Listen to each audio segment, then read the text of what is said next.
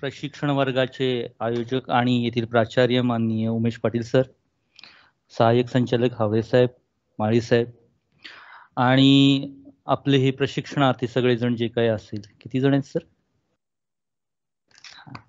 आपण सर्व 35 जण या ठिकाणी असाल. मित्रांनो, ऍक्च्युली आता हे भात शेतीवरचं हे एक प्रशिक्षण आहे आपल्यामध्ये आणि भात पिकातील विविध जे काही वेगवेगळ्या गोष्टी असतात ज्याच्यामध्ये त्याचं सुरुवातीपासूनचं व्यवस्थापन कसं असावं, त्याच्या वेगवेगळ्या हवामानानुसार आणि वेगवेगळ्या जमिनीच्या प्रकारानुसार त्या ठिकाणी कशा पद्धतीच्या जातींची निवड करावी, त्याच्यातील भाताच्या उत्पादन क्षमतेमधील कोणकोणती अडचणी आहेत किंवा वेगवेगळ्या भात लागवडीच्या पद्धती आहेत, म्हणजेच त्यानंतर याच्यामध्ये भात पिकाचं अन्नधान्य व्यवस्थापन असेल, पाणी व्यवस्थापन असेल, किडी व रोगांचं एकात्मिक नियंत्रण असेल, या सगळ्या गोष्टींचा आपण या प्रशिक्षणामध्ये माहिती घेत आहात. आपण एक तज्ञ प्रशिक्षक म्हणून यातून पुढे काम करणार असल्यामुळं या गोष्टीबद्दल सविस्तर माहिती आपल्याला असणं आवश्यक आहे. मी डॉक्टर शैलेश कुंभार, प्रभारी अधिकारी कृषी संशोधन केंद्र राधानगरी या ठिकाणी काम करतोय. मी वैयक्तिक भात पिकामध्ये साधारणपणे 20 वर्ष काम करत आहे आणि या भात पिकामध्ये मी एक ब्रीडर म्हणून काम करत असल्यामुळे भात पिकांच्या विविध जाती विकसित करणे हे एक महत्त्वाचं काम करतोय. तर या पिकामध्ये आता या प्रत्येक ज्येष्ठ वक्त्यांनी आणि अनुभवी व्यक्त्यांनी, त्याच्यामध्ये अगदी आमचे मराठी सर आहेत, पिसाळ सर आहेत, माझे मित्र नवीन बोराडे आहेत, यांनी अतिशय चांगलं एक्सप्लेनेशन आपल्याला केलं असे ऑलरेडी आपल्याला माहिती त्याची बहुतेक सगळ्या गोष्टींची मिळालेली आहे. तर आता मला जो विषय दिलेला आहे याच्यामध्ये आपल्याला 2 महत्त्वाच्या गोष्टीवर बघायचं आहे. एक पहिलं आहे म्हणजे भाताचं उत्पादन म्हणजेच प्रोडक्शन आणि दुसरं आहे म्हणजे त्याचं प्रोसेसिंग किंवा प्रक्रिया. कारण दोन्ही गोष्टी महत्त्वाच्या आहेत. आपण काय करतो की आपण उत्पादकता या दृष्टीनं बऱ्याच वेळा बघतो, पण हे उत्पादित झालेलं त्याच वेळी उपयोगाला पडतं ज्यावेळी ते कुणाच्या तरी तोंडामध्ये जातं, कुणाच्या तरी पोटामध्ये जातं, कुणाची तरी भूक शांत करतं. आणि मग हे भूक शांत करण्यासाठी त्याचं प्रक्रिया होऊन तो प्रत्यक्षपणे तांदूळ तयार झाला पाहिजे किंवा त्याच्यापासून कुठला तरी पदार्थ तयार झाला पाहिजे आणि कुणाचं तरी पोट भरलं पाहिजे. ह्या गोष्टीसाठी आपण जास्त चांगल्या पद्धतीनं कसं कार्य करू शकू किंवा कोणत्या गोष्टीकडे आपण बघणं महत्वाचं आहे, ह्या गोष्टींचा उहापोह या आपल्या आजच्या कार्यक्रमामध्ये किंवा आजच्या छोट्याशा लेक्चरमध्ये घेण्याचा प्रयत्न आम्ही करतोय. तर मित्रांनो, आपल्याला कुठेही काही अडचण आली किंवा आता या ठिकाणी कसं होईल, कदाचित बऱ्याचशा गोष्टीमध्ये रिपिटेशन होईल, सुरुवातीला सरांनी घेतलेलं असेल, मी बहुतेक सगळ्या गोष्टी या थोडक्यात घेण्याचा प्रयत्न करेन. आपल्याला यातील कुठल्याही गोष्टीवर एक्सप्लेनेशन पाहिजे असल्यास आपण कधीही विचारू शकता. ओके सर, मग आपण सुरू करूया मित्रांनो. Any comment? Okay, hello. हा सर, सुरुवात करा चालेल. हा सर,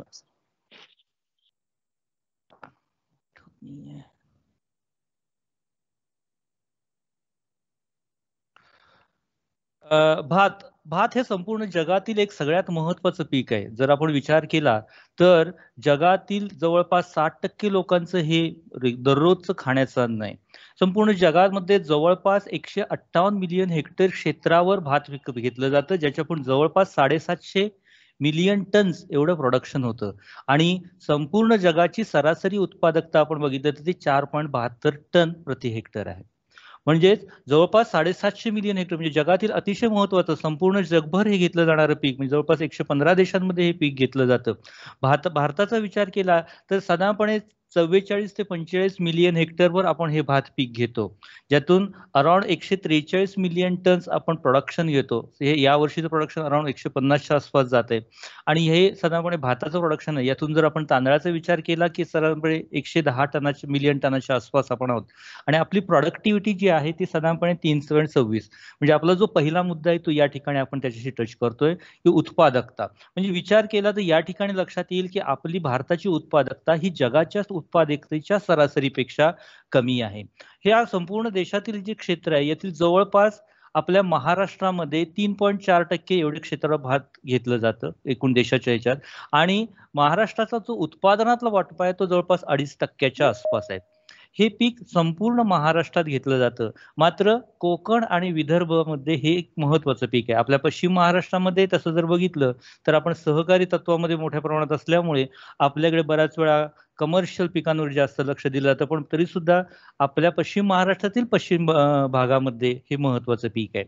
आपल्या महाराष्ट्रातील याची उत्पादकता सरासरी 20 हेक्टर क्विंटल प्रति हेक्टरच्या आसपास आहे आणि आपल्या संपूर्ण देशात जर विचार केला तर नक्कीच ह्या उत्पादकतेच्या बाबतीत आपण खरंच खाली आहोत.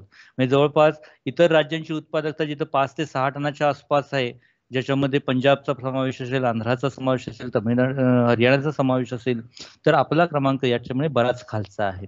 जर आपण संपूर्ण महाराष्ट्राचा विचार केला की जवळपास आपण 16 लाख हेक्टर क्षेत्रावर भाताचं पीक घेतोय. महाराष्ट्रामध्ये सुद्धा आपण जर विचार केला तर पुन्हा याची विभागणी आपण 4 भागात केलेली आहे. पहिलं इथं कोकण, ज्याच्यामध्ये सगळ्यात महत्वाचं पीक आहे. जवळपास 3.5 लाख हेक्टर क्षेत्रावर त्या ठिकाणी घेतलं जातं. 21 ते 22% क्षेत्र कोकणामध्ये भाताचं आहे आणि त्यांची प्रोडक्टिव्हिटी जवळपास 23 क्विंटलच्या आसपास आहे.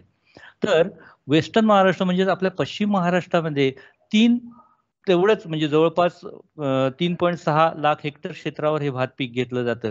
आपले जे काही संपूर्ण पश्चिम महाराष्ट्रात 10 जिल्हे आहेत, या 10ही जिल्ह्यांमध्ये हे पीक घेतलं जातं कमी अधिक प्रमाणात. यातून जवळपास 7.6 लाख टन इतकं आपण उत्पादन मिळवतोय. म्हणजे आपली सरासरी उत्पादकता जवळपास 2100 किलोच्या आसपास आहे. मराठवाड्यामध्ये फारच कमी प्रमाणात हे पीक घेतलं जातं. मात्र मोठा हिस्सा म्हणजे जवळपास 55% क्षेत्र हे विदर्भामध्ये आहे आणि त्यातून जवळपास 53 ते 54% उत्पादकता सुद्धा आहे. आणि नंतर प्रोडक्टिव्हिटी मात्र कमी आहे, कारण विदर्भामध्ये जर आपण विचार केला तर बऱ्याच वेळा त्यांच्याकडे सुपर फाईन व्हरायटींवर भर दिला जातो, ज्याच्यामध्ये HMT असेल, PKV HMT असेल, श्रीराम असेल, यासारख्या व्हरायटी त्या ठिकाणी घेतल्या जाते, ज्याची उत्पादकता इतरांच्या तुलनेत थोडीशी कमी आहे. त्यामुळे संपूर्ण महाराष्ट्राची उत्पादकता विचार केली, हे आपल्या या वर्षीचं उत्पादन म्हणजे गेल्या वर्षीचं 19-20चं उत्पादकता आहे. जवळपास 16 लाख हेक्टर क्षेत्रावर आपण हे घेतोय. प्रोडक्शन आपलं 31 ते 32 लाख टनाच्या आसपास आहे आणि 2 टनाच्या आसपास आपली सरासरी उत्पादकता आहे. आता हे घेताना साधारणपणे आपण भात पिकाचा विचार केला तर आपल्याकडे सगळ्या वेगवेगळ्या पद्धती भात पिकामध्ये आहेत. तर याच्यामध्ये वेगवेगळ्या पद्धतीमध्ये भाग घेतलं जातं, ज्याच्यामध्ये इरिगेटेड आहे, अपलँड आहे. इरिगेटेड म्हणजे ज्या ठिकाणी पाणी देऊन भात घेतलं जातं. त्यानंतर अपलँड म्हणजे जी मराठवाड्यामध्ये घेतली जाते, कोरड्या भागामध्ये घेतलं जातं. हे आपल्याकडे फार कमी आहे. संपूर्ण भारताचं या ठिकाणी क्षेत्र मांडण्याचा प्रयत्न केलाय. हिली रिजन आहे म्हणजे अगदी स्लाइड दिसत नाही. दिसत नाही, एकच फ्रंटचीच फक्त दिसते वेलकमची. एक सेकंद सर, स्लाइड होत नाहीयेत. एक मिनिट. आता दिसते का साहेब? हा, चालू झालं. ओके. आता राईस इकोसिस्टीम वर आपण बघतोय. याच्या अगोदरच्या ह्या 2 स्लाइड होत्या, मग आता त्याच्यामध्ये आपण पुढे गेलेलो आहोत. चर्चा केली आहे आपण याच्याबद्दल, पुन्हा बोलू काय, आवश्यक आहे का? हरकत नाही, असू दे. ओके, चल. तर साधारणपणे एरिया प्रोडक्शन पर्यंत आपण आलोय आणि भात पिकाच्या वेगवेगळ्या पद्धतींचा आपण अभ्यास करतोय. एक वेगवेगळ्या पद्धतीनं भाग घेतला जातं, ज्याच्यामध्ये संपूर्ण देशात विचार केला म्हणजे संपूर्ण देशात तर अगदी समुद्र सपाटीच्या खाली केरळमध्ये काही ठिकाणी घेतलं जातं भात. समुद्र सपाटीच्या खाली सुद्धा भात घेतलं जातं, ज्या ठिकाणी शेतं तयार केले असतात आणि त्या ठिकाणी ते भात पीक घेतलं जातं. तर अगदी हिली रिजन मध्ये म्हणजे हिमालयामध्ये सुद्धा भात पीक घेतलं जातं. त्या ठिकाणची परिस्थितीवर अवलंबून त्याचं जे काही प्रोडक्टिव्हिटी असते, त्या ठिकाणच्या ह्या उत्पादन देणाऱ्या जाती असतात, ह्या वेगवेगळ्या असतात. साधारणपणे आपल्या भागामध्ये जे घेतलं ते रेनफेड लोलँड, ज्याच्यामध्ये साधारणपणे पावसावर आधारित आणि भात शेती घेतली जाते, ज्याच्यामध्ये आपण रोप लागण पद्धतीनं भात घेतो, किंवा रेनफेड अपलँड म्हणजे साधारणपणे ज्या ठिकाणी टोकण पद्धतीमध्ये किंवा कुरीनं पेरणीचं भात घेतलं जातं, अशा पद्धतीच्या भातामध्ये हा पीक घेतलं जातं. तर त्याचबरोबर या ठिकाणी कोपऱ्यामध्ये आपल्याला स्लाइडमध्ये दिसेल डीप वॉटर. डीप वॉटर म्हणजे हे आसामच्या काही भागामध्ये किंवा पश्चिम बंगालच्या काही भागामध्ये घेतलं जातं, ज्या ठिकाणी पाण्याची लेवल जसजशी वाढत जाईल तसतशी त्या झाडांची उंची वाढते. म्हणजे जवळपास 2 मीटर 3 मीटर पर्यंत झाडाची उंची वाढते. सुरुवातीला त्या ठिकाणी पाणी कमी असतं, त्यावेळी रोप लागण केली जाते. जसजसं पाण्याची लेवल वाढेल तसतसं त्या झाडांमध्ये, त्या वाणांमध्ये असे वैशिष्ट्य असतं की त्यांची उंची किंवा इंटरनोडल डिस्टन्सेस वाढत जातात आणि त्यामुळे त्याची वरची पानं ही कायम पाण्याच्या वर राहतात. म्हणजे अक्षरशः ज्यावेळी ते भात कापणीला येतं त्यावेळी होडीमधून जाऊन ह्या ठिकाणी त्याची कापणी केली जाते. त्या ठिकाणी जवळपास 2 मीटर उंची असणाऱ्या पाण्याच्या लेवलमध्ये सुद्धा हे भात पीक घेतलं जातं. ह्या वेगवेगळ्या सिस्टीम मध्ये त्या उत्पादक देणारे किंवा तिथली उत्पादकता ही त्या परिस्थितीवर अवलंबून राहते. जर विचार केला तर रेनफेड लोलँडची प्रोडक्टिव्हिटी 2 टनाच्या आसपास आहे, तर इरिगेटेड ज्या ठिकाणी पाणी देण्याची सोय आहे, ज्याच्यामध्ये पंजाब हरियाणा यांचा चांगला भाग आहे, ज्यांच्या ठिकाणी पाण्याच्या सुविधा चांगल्या आहेत, त्या ठिकाणी हीच उत्पादकता 3-3.5 टनापर्यंत सुद्धा गेलेली आहे. मात्र अपलँडचा विचार केला तर ती परत कमी येते, बिलो सी लेवलची सुद्धा कमी येते. आता यामध्ये जर विचार केला, आता आपण 2 दिवस हे अनुभव घेत आहे किंवा त्याच्यामध्ये ह्या वेगवेगळ्या गोष्टींची आपण अभ्यास केला असेल, तर महाराष्ट्रामध्ये किंवा आपल्या भागामध्ये जी काय उत्पादकता कमी असण्याची महत्वाची कारणं आहेत, त्याच्या वेगवेगळ्या गोष्टींचा आहे अंतर्भाव येतो. यातील सगळ्यात पहिलं म्हणजे जवळपास अल्प व अत्यल्प भूधारकता. आता आमचा विचार करा, साधारणपणे आपल्या पश्चिम महाराष्ट्रामध्ये मोठी क्षेत्र नाही आहेत कोणाकडे. जसं फ्रॅगमेंटेशन ऑफ लँड होतंय किंवा आपलं पॉप्युलेशन वाढत जात आहे आणि पॉप्युलेशन वाढल्यामुळे जमिनीची विभागणी होते आणि परत क्षेत्र छोटं येतंय. म्हणजे आता जर आपण अल्प व अत्यल्प भूधारक शेतकऱ्यांचा विचार केला तर जवळपास 78% शेतकरी असे आहेत. म्हणजे भात शेतीमध्ये हे एकच आहे. आता तुम्ही पश्चिम महाराष्ट्रातले आपण साधारणपणे भात काचरांचा विचार केला तर ही सगळी भात काचरं अशी काही मोठी नसतात. म्हणजे पंजाब हरियाणामध्ये जर आपण बघितलं 1 एकर 2 एकर 5-5 एकर 7-7 एकरचे एकच सलग क्षेत्र असतं, ज्या ठिकाणी त्या ठिकाणी संपूर्णपणे ते मोठ्या यंत्रांच्या सहाय्यानं पेरणी करतात, यंत्राच्या सहाय्यानं कापणी केली जाते. मात्र हा आपल्याकडे एक मर्यादा येते. आपल्याकडची क्षेत्र ही 2 गुंठेपासून सुरू होतात, 5 गुंठेपर्यंत, 10 गुंठे म्हणजे फार मोठं क्षेत्र झालं उप्याचं. त्यामुळं ही एक महत्वाची आपल्यावर अडचण आहे की ज्यामध्ये भात उत्पादकता कमी असण्यामध्ये एक त्याचं महत्वाचं कारण आहे. दुसरं पावसाची अनियमितता. आपली भात शेती ही मुख्यत्वे करून पावसावर अवलंबून आहे आणि त्यामुळे पावसाच्या नियोजनानुसार आमची भात शेती होते. आता मागच्या काही वर्षांचा तुम्ही अनुभव घेताय, सगळेजण आपल्या परिसरामध्येच काम करणारे माणसात, की भात आपण पूर्वी पण म्हणत होतो की जूनच्या पहिल्या आठवड्यात आपल्याकडे पाऊस येतो. आपण शाळेत जात होतो, 7 जूनला शाळा सुरू व्हायची आणि त्याच वेळी पाऊस सुरू झालेला असेल. पण मागच्या 7 वर्षाचा विचार करा मित्रांनो, कधीच पहिल्या आठवड्यामध्ये पावसाळा सुरू होत नाही. हे कंटिन्युअस पावसाचे क्षेत्र पुढे चाललेलं आहे, साधारणपणे 10 दिवस 15 दिवस, आणि पाऊस उशिराने लागतो. म्हणजेच काय, जर आपण पेरणी सुरुवातीला जर करत असू, आमच्याकडे तर टोकणचं भात 25 म्हणजे रोहिणी निघाली की पेरणी करतात, म्हणजे 25 तारखेला पेरणी आमची होते 25 मेला. मग असं भात जर त्याला सुरुवातीला ताण पडला तर मग त्या ठिकाणी प्रॉब्लेम येतो. त्याबरोबर अनियमिततामध्ये दुसरं महत्वाचं, आता मागच्या काही वर्षामध्ये आपण बघत असाल की निसर्ग चक्रामध्ये झालेल्या बदलामुळे पावसामध्ये बऱ्याच वेळा खंड पडतो किंवा एकदम मोठ्या प्रमाणात पाऊस पडतो. मग अशामुळे कुठेतरी ओला दुष्काळ येतो, कुठेतरी सुका दुष्काळ आढळतो आणि अशा परिस्थितीचा भात पिकाच्या किंवा इतर सर्व पिकांच्याच वाढीवर मोठा परिणाम होतो. तिसरा घटक येतो तो म्हणजे जैविक आणि अजैविक ताण, ज्याच्यामध्ये आपण किडी आणि रोगांच्या बद्दल सरांनी उद्या एक्सप्लेन करणार आहेत आपल्याला. पण हे विविध पिकं बदलत्या हवामानामध्ये पुन्हा एकदा येणाऱ्या किडी, पडणारे रोग यांचा विचार बदलत चाललाय. पूर्वी कुठेतरी खोडकिडा आढळायचा, कुठेतरी BPH आढळायचा, पण आता हे सगळीकडे झालेलं आहे. छोटे किडे सुद्धा मोठे होत चाललेले आहेत. नंतर करपा किंवा आपण त्याला बॅक्टेरियल करपा म्हणतो, यासारखे रोग सुद्धा आहेत. पण त्याबरोबरच आता तांबेरा सुद्धा मोठ्या प्रमाणात वाढत चाललेला आहे. शीत ब्लाइट म्हणजे खोडावरचा करपा सुद्धा मोठ्या प्रमाणात वाढत चाललेला आहे. तपकिरी ठिपक्यांचं प्रमाण वाढत चाललेलं आहे. हे रोग जे पूर्वी ज्यांना नगण्य म्हटलं जात होतं, यांचं प्रमाण सुद्धा आता वाढत चाललेलं आहे. जसं आपण म्हणतो की नवीन रोग माणसामध्ये आले, कोविड आला, आता आपण रिसेंटली त्याच्यावर बरंचसं काम करतोय, तर तसं पिकांवर सुद्धा आहे. पिकांच्यावर सुद्धा अटॅक करणारे जे फंगस असतात, जे बुरशी असते किंवा जे बॅक्टेरिया असतात, यांच्यामध्ये सुद्धा म्युटेशनल चेंजेस होत आहेत आणि त्याच्यामुळे वेगवेगळ्या प्रकारचे ताण त्याच्यावर पडत आहेत. आता चौथा मुद्दा आहे ते म्हणजे पारंपरिक बियाण्यांचा वापर. आता आपण बघतोय भात पिकामध्ये आपण म्हणतो साधारणपणे 33% रिप्लेसमेंट, सीड रिप्लेसमेंट रेशो असावा. आता सीड रिप्लेसमेंट रेशो होण्यासाठी आपण त्याचं बियाणं रेग्युलरली बदल झाला पाहिजे. आता काही ठिकाणामध्ये म्हणजे जर आपण कोल्हापूर सारखा किंवा पश्चिम महाराष्ट्राचा विचार केला तर बियाण्याचं बदलांचं प्रमाण निश्चितच जास्त आहे. पण इतर भागांचा विचार केला तर हा मात्र एक महत्वाचा मुद्दा विचार करण्याजोगा आहे. खतांचा अपुरा आणि असंतुलित वापर.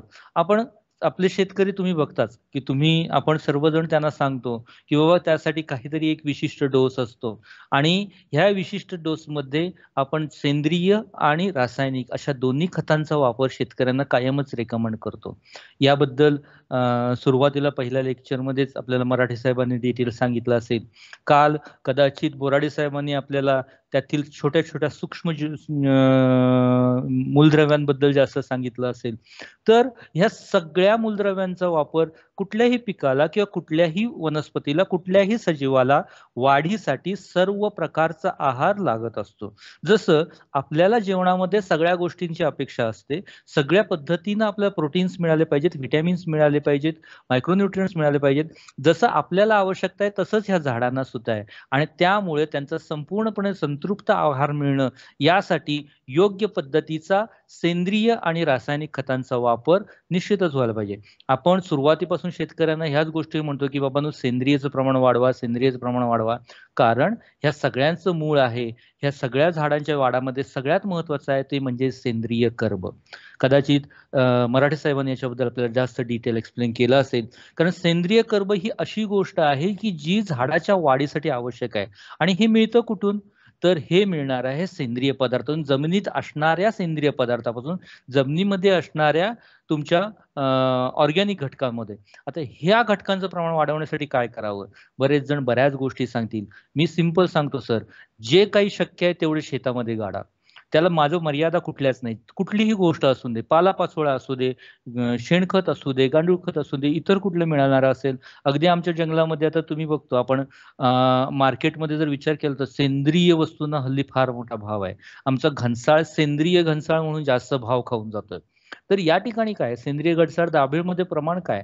दाभीळचं ऍक्च्युअली कंडिशन अशी आहे की संपूर्ण जो डोंगराळ भाग आहे आजऱ्यामध्ये, जिथं अगदी फक्त जंगलातून पडणारं पानं, जो काय पालापाचोळा आहे तो सगळ्या त्या शेतामध्ये गाडला जातो आणि त्यामुळे त्या ठिकाणी असणारे रासायनिक पदार्थांचा वापर, त्यांच्या घटकांचा वापर, कीटकनाशकांचा वापर फार कमी करतात आणि त्यामुळे त्याची क्वालिटी महत्वाची राहते. कदाचित शेवटच्या स्लाइडमध्ये काही ठिकाणी मी ते बोलेन क्वालिटीमध्ये की त्याची क्वालिटीमध्ये ह्याचा किती महत्वाचा अंतर्भाव आहे. किडी व रोगांचा प्रादुर्भाव ह्या गोष्टी आपल्याला पुढे आणखीन होईल. आणि सगळ्यात महत्वाचा घटक हवामान बदल. आता हवामान बदल म्हणजे काय? तर आता आपण मागच्या काही वर्षामध्ये बघतोय की गेल्या काही वर्षामध्ये ह्या पृथ्वीवरील तापमानात वाढ होते, ज्याला आपण ग्लोबल वॉर्मिंग हा शब्द दिलाय. याच्या अनेक कारणीभूत गोष्टी आहेत, कदाचित आपण त्या भागात आता नको जाऊया.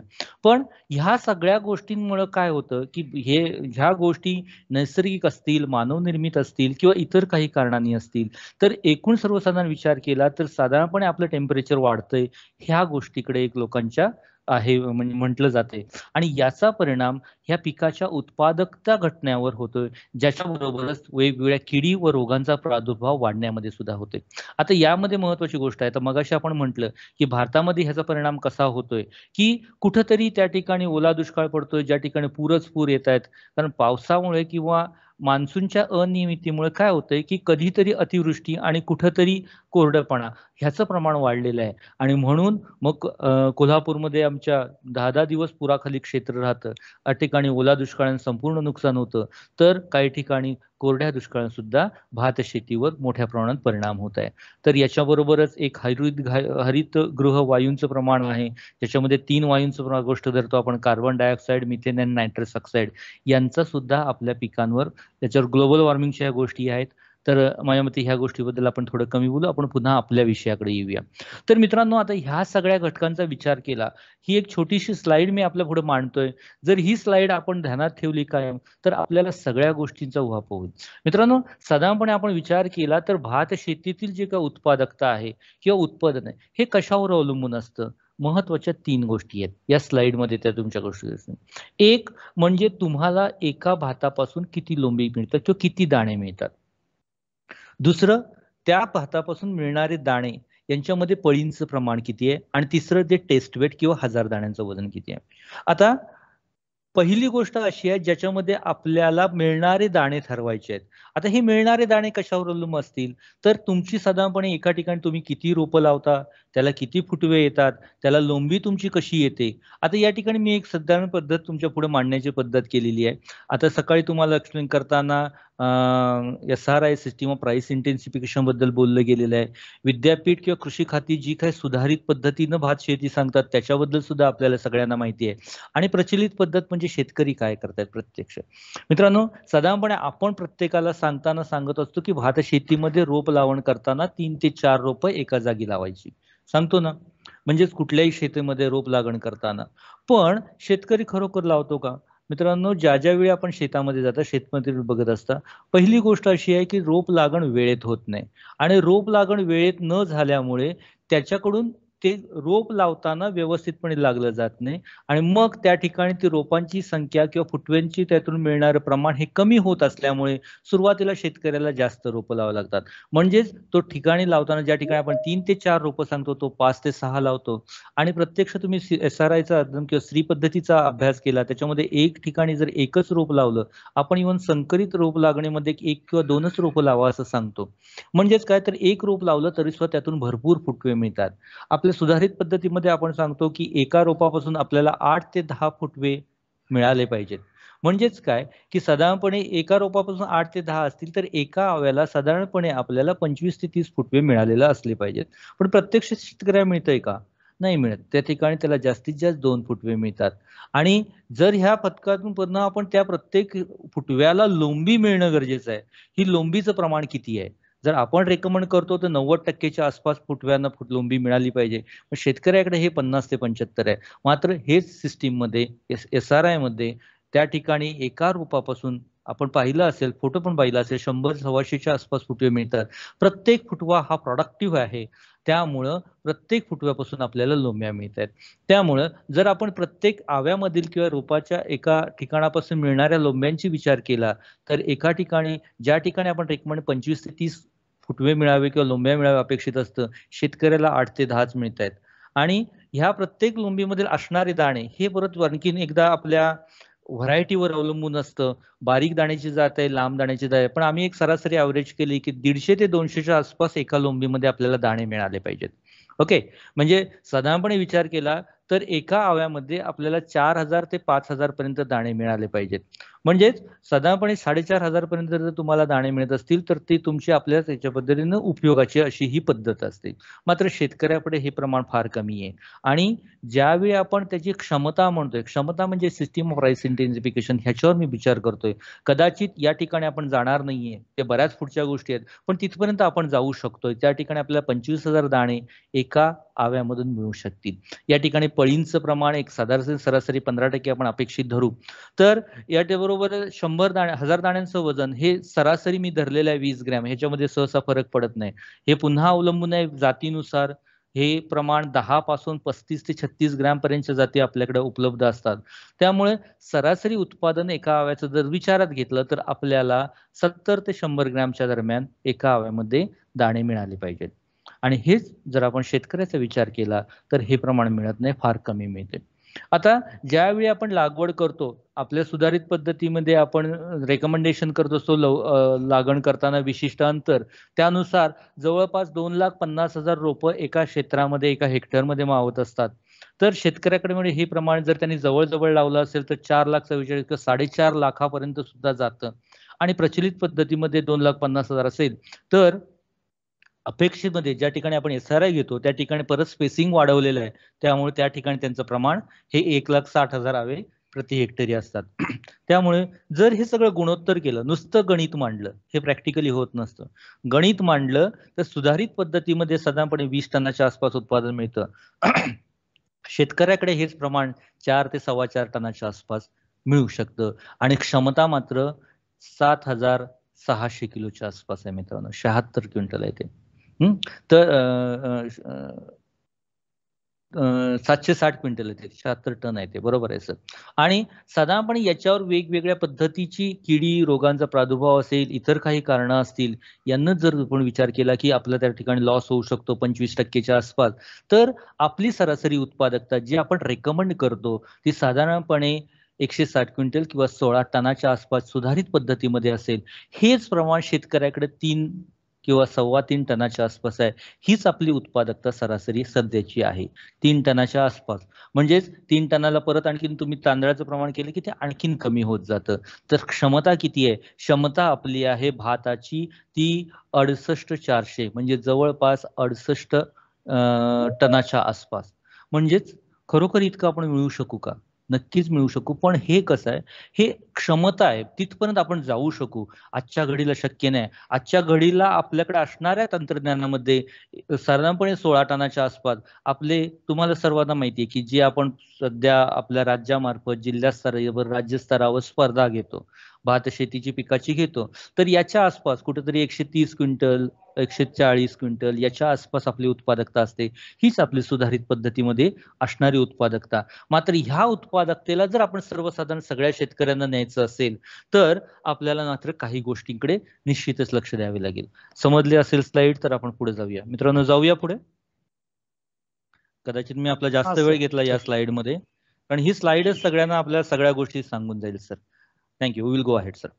सर, याच्यामध्ये उत्पादकता वाढीची अनेक गोष्टी आहेत. त्याच्यामध्ये सुधारित संकरित वाणांचा वापर, हे वाण कसे सिलेक्ट करायचे पिसाळा सरांनी आपल्याशी चर्चा केलेली आहे. पण पावसाचा कालावधी किंवा आपल्या ठिकाणी असणाऱ्या पाण्याची उपलब्धता, जमिनीचं नियोजन आपलं काय आहे, जमिनी आपल्या कुठल्या प्रकारच्या आहेत, पाण्याचं पिकाचं नियोजन काय, कारण तुम्हाला पुढचं कुठलं पीक घ्यायचंय. पिकानंतर जर तुम्हाला भातानंतर जर ऊस लागण करायची असेल तर अर्ली तयार होणाऱ्या व्हरायटीकडे बघितलं पाहिजे. त्यानंतर पिकानंतर तुम्हाला जर कुठलं पीक घ्यायचं नसेल तर लेट असणाऱ्या घेतल्या तरी चालतील. जमीन जर काळी कसदार असेल तर थोड्या उशिरा असणाऱ्या जाती पण आपण विचार करू शकतो. त्या ठिकाणी हवामानामध्ये जर थंड हवामान असेल तर सेंटेड जातीचा आपण विचार करू शकतो. तुमचा उत्पादनाचा उद्देश कोणता आहे, म्हणजे तुम्ही कशासाठी करताय, स्वतःच्या कन्झम्पशनसाठी करताय, मार्केटिंगसाठी करताय, प्रोसेसिंगसाठी करताय, त्यानुसार जातीची निवड आपल्याला करावी लागेल. आणि त्या पद्धतीनं जात निवडली आणि बाजारातील मागणी सगळ्यात महत्वाचं आहे. आता आपण एक विशेष अभियान वापरतोय, विकेल ते पिकेल, बरोबर आहे ना. तर यामध्ये सुद्धा आपण काय, मार्केटला काय पाहिजे, व्हॉट इज रिक्वायर्ड, मार्केटमध्ये ज्याला मागणी आहे ज्यातून आपल्याला पैसे मिळू शकतील. शेवटी शेतकऱ्याची उत्पादकतापेक्षा उत्पन्न वाढवणं ह्या गोष्टीकडे पण आपण बघणं पाहिजे. जर आपण विचार केला की एखादी सुपरफाईन जात ज्याचे उत्पादन कमी आहे थोडंसं, पण त्याचं क्वालिटी मार्केटमधला रेट जास्त असेल तर शेतकरी नक्कीच त्या गोष्टींना प्रेफर करेल. त्यानंतर येतं ते म्हणजे बियाण्याचा वापर. याच्याबद्दलही पिसाळ सरांनी बऱ्याचशा गोष्टी दिल्या आहे. त्यामध्ये महत्वाची गोष्ट आहे की बियाणं व्यवस्थित घेणं. स्वतःकडचं बियाणं घेणार असेल तर ते व्यवस्थित काढणं. कधीही बियाणं काढताना स्वतःकडचं बियाणं स्वतःसाठी वापरताना संपूर्ण शेतातील न घेता शेताच्या मध्यभागातील थोडंसं बियाणं आपल्या वापरासाठी घ्यावं, जेणेकरून ते पुढच्या वर्षी त्याच्यामध्ये इम्प्युरिटीज नसतील, त्याच्यामध्ये भेसळ येणार नाही, त्याच्यामध्ये बाहेरून येणारे पोलन्स पडलेले नसतील, या गोष्टीकडे महत्वाचं लक्ष द्यावं. दर 3 वर्षांनी बियाणं बदलणं हे तर आपण सगळ्यांना सांगतच आलोय. आणि ग्राम बीजोत्पादन हे एक आपलं नवीन सूत्र आहे, ज्याच्यामध्ये आपण एका जागी बियाण्याचं प्रोडक्शन घेऊन त्या गावातील सर्व शेतकऱ्यांना याचं विक्री करू शकतो किंवा त्यांनाच त्याचं सप्लाय करू शकतो. बियाण्याचं हेक्टरी रिक्वायरमेंट जी काय आहे ती सरांनी सांगितली. की आपण रोप लागणमध्ये विचार केला, आता आपण 3 पद्धतीनं भात घेतो आपल्या क्षेत्रामध्ये. एक इथं म्हणजे रोप लागण, ज्याच्यामध्ये आपण ट्रान्सप्लांटेड राईस म्हणतो, ज्याच्यामध्ये साधारणपणे 20 ते 25 दिवसाची किंवा 30 दिवसापर्यंत आपण रोपांची लागण रेकमेंड करत असतो. आणि त्यासाठी आपल्याला 35 ते 40 किलो प्रति हेक्टरी एवढ्या प्रमाणात बियाण्याची रिक्वायरमेंट लागते. टोकण पद्धत किंवा डिबलिंग आपण म्हणतो, ज्याच्यामध्ये साधारणपणे 50 ते 60 किलो बियाण्याची आवश्यकता राहते. तर पेरणी पद्धत, ज्याच्यामध्ये आपण कुरीनं पेरणी केलं जातं, ज्याच्यामध्ये 70 ते 100 किलोच्या आसपास बियाण्याची रिक्वायरमेंट लागते. ज्या ठिकाणी पावसाचं प्रमाण जास्त आहे, पश्चिम घाट विभाग, या ठिकाणी आपण कंपल्सरी रोप लागणचं रिकमेंडेशन करत असतो. ज्या ठिकाणी मध्यम म्हणजे साधारणपणे 1000 मिलीमीटरच्या आसपास पावसाचं प्रमाण आहे, त्या ठिकाणी आपण टोकण पद्धतीचा रेकमेंड करतो. आणि 1000 पेक्षा कमी असणाऱ्या ठिकाणी आपण पेरणी पद्धतीचा विचार करतो, ज्या ठिकाणी साधारणपणे मध्यम काळी पद्धतीची जमीन असेल. तर ह्या प्रत्येक पद्धतीचा फायदा आहे, प्रत्येक पद्धतीची लिमिटेशन्स आहेत. त्या त्या पद्धतीमध्ये त्या जमिनीच्या प्रतीनुसार त्या ठिकाणच्या हवामानानुसार आपल्याला या पिकाचा अवलंब करावा लागतो, पद्धतीचा अवलंब करावा लागतो. यानंतर येतं ते म्हणजे बीज प्रक्रिया. सगळ्यांनी सांगितलं असेल तरी सुद्धा मी पुन्हा सांगतो मित्रांनो, कंपल्सरी बीज प्रक्रिया करा. सगळ्या जरी नाही झाल्या तर मिठाची द्रावणाची बीज प्रक्रिया कंपल्सरी प्रत्येक शेतकऱ्याला करू द्या. काय त्यामध्ये खर्च येत नाही साहेब, 300 ग्रॅम मीठ लागतं फक्त, आणि 300 ग्रॅम मिठाची किंमत किती आहे त्याचा विचार करा आपण, not more than 5 rupees sir. तर मग अशा पद्धतीने एवढ्या छोट्या खर्चामध्ये आपण त्यानंतरच त्याची कितीतरी गोष्टींचा फायदा आपल्याला त्यातून होतोय. पहिलं म्हणजे तुम्ही बीज प्रक्रिया केल्यानंतर तुम्हाला प्युअर सीड मिळतंय. हे प्युअर सीड पेरल्यानंतर तुमचं जर्मिनेशन चांगलं मिळणार आहे. हे सीड प्युअर असल्यामुळे त्याच्यामध्ये असणारे रोगांच्या जंतूंचं प्रमाण कमी होतं. बुरशी त्याच्यामध्ये कुठं असेल तर ती निघून जाते. त्यामुळं बीजोत्पादन किंवा रोप लागणे या बियाण्यामधून मिळणारी रोपं ही जास्त धष्टपुष्ट, जास्त चांगली अशा पद्धतीची राहतील आणि त्यामुळे आपल्याला निश्चितच फायदा होईल. यामध्ये मिठाच्या द्रावणाची प्रक्रिया ही एक सोपी गोष्ट आहे आणि बुरशीनाशक ज्याच्यामध्ये कॅप्टन थायरमचं आपण रेकमेंडेशन करत असतो.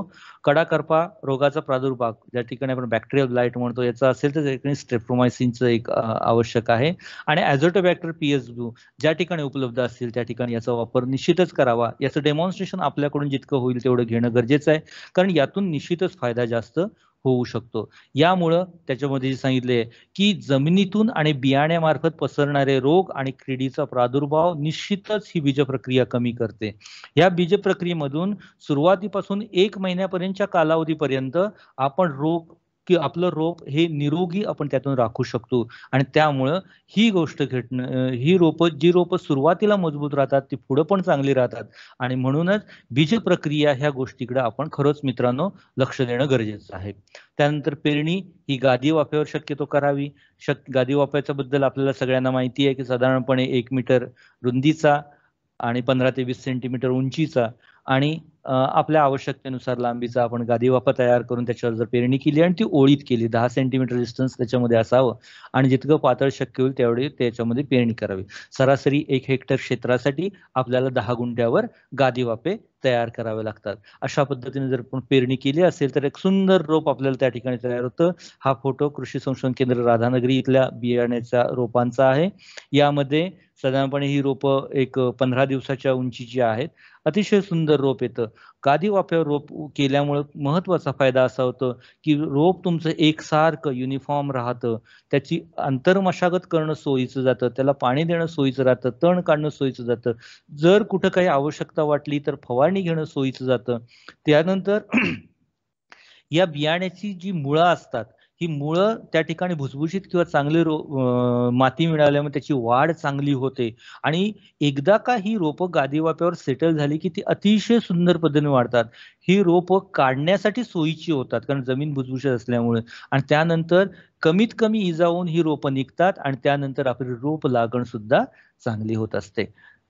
तर यानंतर येतो महत्वाचा मुद्दा तो म्हणजे रोप लागण. मित्रांनो फार महत्वाची गोष्ट आहे. बऱ्याच वेळा ह्या गोष्टीकडे फार मोठं दुर्लक्ष होतं. आता आपण बऱ्याच वेळा रोप लागण करतो कधी की साधारणपणे त्याच्यामध्ये 3 आठवड्याने रोप लागण करावी ही एक जनरल रेकमेंडेशन आपण सगळ्यांना सांगतो, शेतकऱ्यांना सांगतो किंवा इतर सगळ्यांना सुद्धा रेकमेंडेशन करतो. तर ही रोप लागण होताना ही अवलंबून कशावर असते. आपण मित्रांनो सगळेजण शेतामध्ये आहात, भात पिकामध्ये काम करता, भात रोप काळजीपूर्वक बघितलेलं असेल आपण.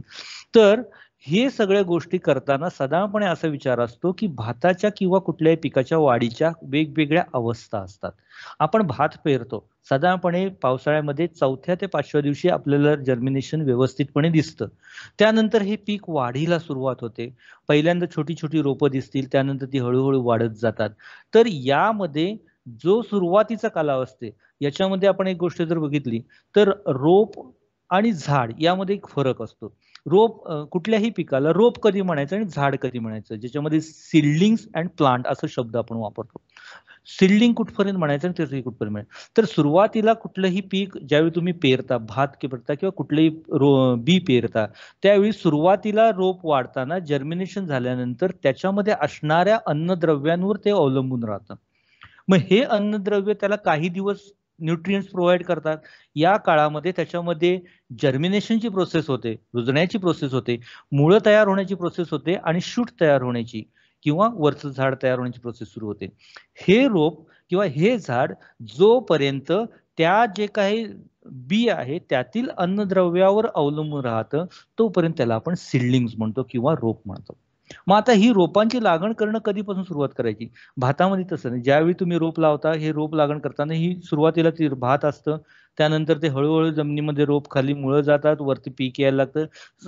सॉरी, साधारणपणे 15 ते 20 सेंटीमीटर उंची त्याची ज्यावेळी होते, म्हणजेच साधारणपणे 20व्या दिवशी जर तुम्ही जर रोप व्यवस्थित बघितलं तर त्याला बारीक खालून फुटवे यायला सुरुवात झालेली असते. प्रत्यक्षात भात पिकाच्या पेरणीनंतर 14व्या दिवसापासून त्याला फुटवे यायला सुरुवात होते. मग असं कसं आहे की रोप लावताना काय काळजी होते? 2 गोष्टी महत्वाच्या आहेत. रोप लागण कधी करावी आणि कशी करावी. रोप लागण करताना पिकाच्या वाढीनुसार हे जे काही मी 14 दिवस म्हटलं, हे फरक करतं पिकाच्या कालावधीवर. म्हणजे आता हळव्या वाण जे म्हणजे अर्ली तयार होणारे, त्यांची मॅच्युरिटी 120 दिवसापर्यंत असते. यांच्यामध्ये हे प्रमाण जे सुरू आहे 13व्या 14व्या दिवशी सुरू होत असते फुटव्याचं. तर मध्यम कालावधीचे जे असतात हेच प्रमाण 14व्या ते 15व्या दिवशी सुरू होतं, आणि जे उशिरा तयार होणार म्हणजे 130च्या पुढे आहेत हेच प्रमाण 16व्या ते 17व्या दिवशी तयार होतं. आणि ज्यावेळी तुम्ही प्रत्यक्ष रोप लागणीला जाल त्यावेळी ही पहिली जी काय फुटवे आलेले असतात यांचे छोटे छोटे बाहेर फुटवे आपल्याला दिसले असणं आवश्यक आहे. कारण रोप लावताना हे फुटवे जमिनीत जाऊ जास्त द्यायचे नसतात. रोप लावताना जितकं उथळ होईल तितकं लावणं गरजेचं आहे. म्हणजेच जेवढ्या साधारणपणे 1 इंचाच्या खोलीवर आपण रोप लागण झाली पाहिजे, जेणेकरून ते रोप व्यवस्थित लागेल. त्याच्या असणाऱ्या जे काही फुटवे बाहेर येण्याची प्रक्रिया सुरू झाली आहे त्याला कुठलाही धोका पोहोचणार नाही. भात शेतीमध्ये जर व्यवस्थित तुम्ही रोप बघितलं तर त्याची एक वैशिष्ट्य आहे. भात पिकामध्ये जो पेर असतो, ज्या ठिकाणी मुळांचा आणि खोडाचा सांधा असतो, या ठिकाणाहून फुटवे निघत असतात. यामध्ये पहिले फुटवे त्या ठिकाणाहून निघतात. पहिल्या फुटव्याला आधार घेऊन दुसरे फुटवे निघतात. दुसऱ्या फुटव्याला आधार घेऊन तिसरा फुटवा निघतो. म्हणजेच ज्यावेळी तुम्ही रोप लावता, हे रोप जर जास्त खोल शेतामध्ये गेलं तर ते पहिल्या फुटव्याला मारून टाकतं. म्हणजे जर अर्धा फूट खोल जमिनीमध्ये जर शेतामध्ये तुमचं जर रोप गेला असेल तर त्या ठिकाणी असणारा फुटवा सहज मरतो, कारण तो सुद्धा छोटासा नाजूक जीव आहे. तर तो जर तुमचा मेला तर तुमची फुटवा येण्याची प्रोसेस पुन्हा सुरुवातीपासून सुरू होते. म्हणजेच काय होतं की पुन्हा तुमचा कालावधी वाढतो, मग पुन्हा सेकंडरी फुटवे मिळत नाही, सेकंडरीवर टर्शरी मिळत नाहीत आणि एकूण फुटव्यांच्या वर मर्यादा येते. त्यामुळे रोप लागण होताना फार महत्वाच्या गोष्टी आहेत. हळव्या जातींमध्ये 21 ते 25 दिवसांनी रोप लागण व्हायला पाहिजे. निमगरव्या जातीमध्ये 23 ते 27 दिवसांनी व्हायला पाहिजे आणि गरव्या किंवा उशिरा तयार होणाऱ्या जातींमध्ये 25 ते 30 दिवसांनी रोप लागण झाली पाहिजे. आता शेतकरी किंवा तुमचे सगळेजण सुद्धा हे म्हणतील, हे बऱ्याच वेळा आमच्याकडं पावसावर अवलंबून राहतं, पाऊस ज्या दिवशी पडेल त्या दिवशी आम्ही रोप लागण करू शकतो. मान्य आहे मित्रांनो.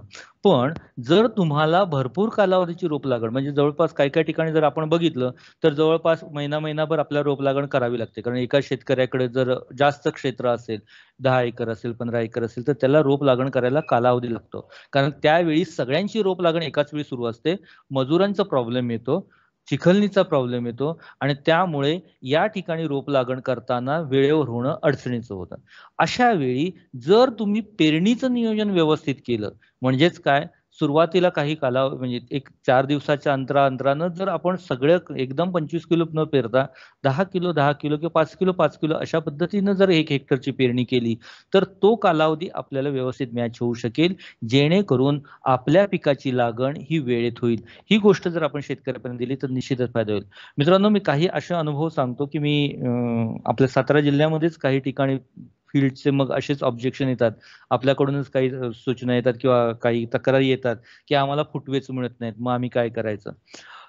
शेतामध्ये गेलो मित्रांनो, त्या ठिकाणी बघितलं तर त्या ठिकाणी असं म्हणजे साधारणपणे तुम्ही कुठल्याही स्टेजला जरी पिकामध्ये गेलात आणि रोप तुम्ही उचलून काढायचा प्रयत्न केला तर ते सहजतेने निघतं. म्हणजे थोडीशी ताकद जर तुम्ही लावली तर सहजतेने निघतं. तर रोप ते निघतच नव्हतं. आता काय कारण असू शकतं? मग आम्ही काळजीपूर्वक ते सगळं साईडने खोदण्याचा प्रयत्न केला, काठी आडून किंवा खुरप्यानं ते काढलं. जवळपास 1 ते 1.25 फूट उंचीचं रोप म्हणजे अर्ध्या फुटापेक्षा जास्त खोलीवर रोप लागण केली होती. आता हे कसं होतं? तर ज्यावेळी तुम्ही चिखलणी करत असता तर चिखल भरपूर झाला, कारण बऱ्याच वेळा कसं असतं, एक तर ते रोप तुमचं जे असतं, चिखलणी शेतकरी पाणी भरपूर घेऊन करतो त्यामुळे चिखल भरपूर होतो. जर रोप लागण करायला उशीर झाला तर रोपांची वाढ जास्त होते. आता रोपांची वाढ जास्त झालेली जर असेल तर ते शेतामध्ये उभं राहत नाही. मग उभं जर राहत नसेल तर तो शेतकरी दाबून लावायचा प्रयत्न करतो. मग अशा गोष्टीमध्ये रोप जास्त खोल गेलं तर त्याच्या येणाऱ्या फुटव्यावर त्याचा परिणाम होतो आणि नकळतच त्यातून मिळणाऱ्या फुटव्यांची संख्या मर्यादित राहते. त्यामुळे रोप लागण वेळेत एका ठिकाणी जास्तीत जास्त 3 ते 4 रोप या पद्धतीने लागण केली तर आपल्याला निश्चितच चांगल्या पद्धतीचे फुटवे मिळू शकतील. रोप लागण उशिरा होत असेल तर आपलं विद्यापीठाचं रिकमेंडेशन आहे की जवळपास 45 दिवसापर्यंत आपण रोप लागण करू शकतो. मात्र त्या ठिकाणी तुम्हाला रोपांची संख्या वाढवावी लागते. अर्थातच एकूण क्षेत्र जे काय तुमचं कव्हर होणार त्याच्यामध्ये फरक निश्चितच पडेल. रोप लागण करताना विशिष्ट अंतर आपण एक रेकमेंड करतोय हळव्या जातींसाठी 15x15 किंवा निमगरव्या जातींसाठी 15x20. त्यानंतर एकात्मिक अन्नधान्य व्यवस्थापन, द्रव्य व्यवस्थापन याच्यावर फार चांगली चर्चा झालेली आहे असं मला समजलेलं आहे. त्यामुळे आपण एक शिफारसी खतांचं मात्रा जे काय भात शेतीसाठी एक blanket recommendation, it is simple blanket recommendation 100-50-50 आम्ही जे काही सांगतो. मात्र हे रेकमेंडेशन एक स्टँडर्ड म्हणून आपण एक आधार म्हणून फक्त वापरावं. यासाठी आपण आपल्या स्थानिक परिस्थितीनुसार खतांचं नियोजन करणं गरजेचं आहे. जमिनीतील खतांची मात्रा याचा अभ्यास आपण करणं गरजेचं आहे. माती परीक्षण अतिशय महत्वाचं आहे. मराठे सरांनी याच्याबद्दल डिटेल सांगितलं असेल. मात्र यात सगळ्यात पहिली महत्वाची गोष्ट कंपोस्ट खत किंवा शेणखत किंवा काहीतरी सेंद्रिय पदार्थ शेतामध्ये नक्कीच टाका, ज्याचा वापर शेतकऱ्यामध्ये किंवा शेतातील शेत सजीव राहण्यासाठी निश्चितच होईल. याबरोबरच रासायनिक बरोबर जैविक खतांचा वापर सुद्धा आपण करू शकतो. तर त्याचा सुद्धा वापर भात शेतीमध्ये व्हावा म्हणतो. भाताचे 4 सूत्र आपल्याला झालेले आहेत कारण 4 सूत्रीवर स्पेशल लेक्चर घेतलेले आहे सकाळी मगदुम सरांनी. त्यामुळे त्याच्याबद्दल पुन्हा जास्त सांगत नाही. फक्त 4 महत्वाचे सुटलं. पहिलं भात पिकांच्या अवशेषांचा वापर. दुसरा आहे तो म्हणजे गिरीपुष्पाचा पाला, ग्लिरिसिडियाचा पाला. सुधारित पद्धतीचे जातींच्या रोपांची नियंत्रित लागण ज्याच्यामध्ये स्पेसिफिक पद्धतीनं अंतर रेकमेंड केलेलं आहे. आणि युरिया DAP ब्रिकेट्सचा वापर. ह्या 4 गोष्टी 4 सूत्रीमध्ये येतात. त्याचा अवलंब केल्यास आपल्याला निश्चितच उत्पादकतेमध्ये वाढ होऊ शकते. स्त्री तंत्रज्ञानाबद्दल सुद्धा सकाळी चांगलं एक्सप्लेनेशन झालेलं आहे आपल्याला. याच्यामध्ये 6 महत्वाची सूत्र आहेत. एक म्हणजे सुरुवातीची लागण, रोप लागण अर्ली फार सुरुवातीला करावी. दुसरी काळजीपूर्वक लागण असावी. रोप लागणीचं अंतर पुन्हा या ठिकाणी वाढवून सांगितलेलं आहे.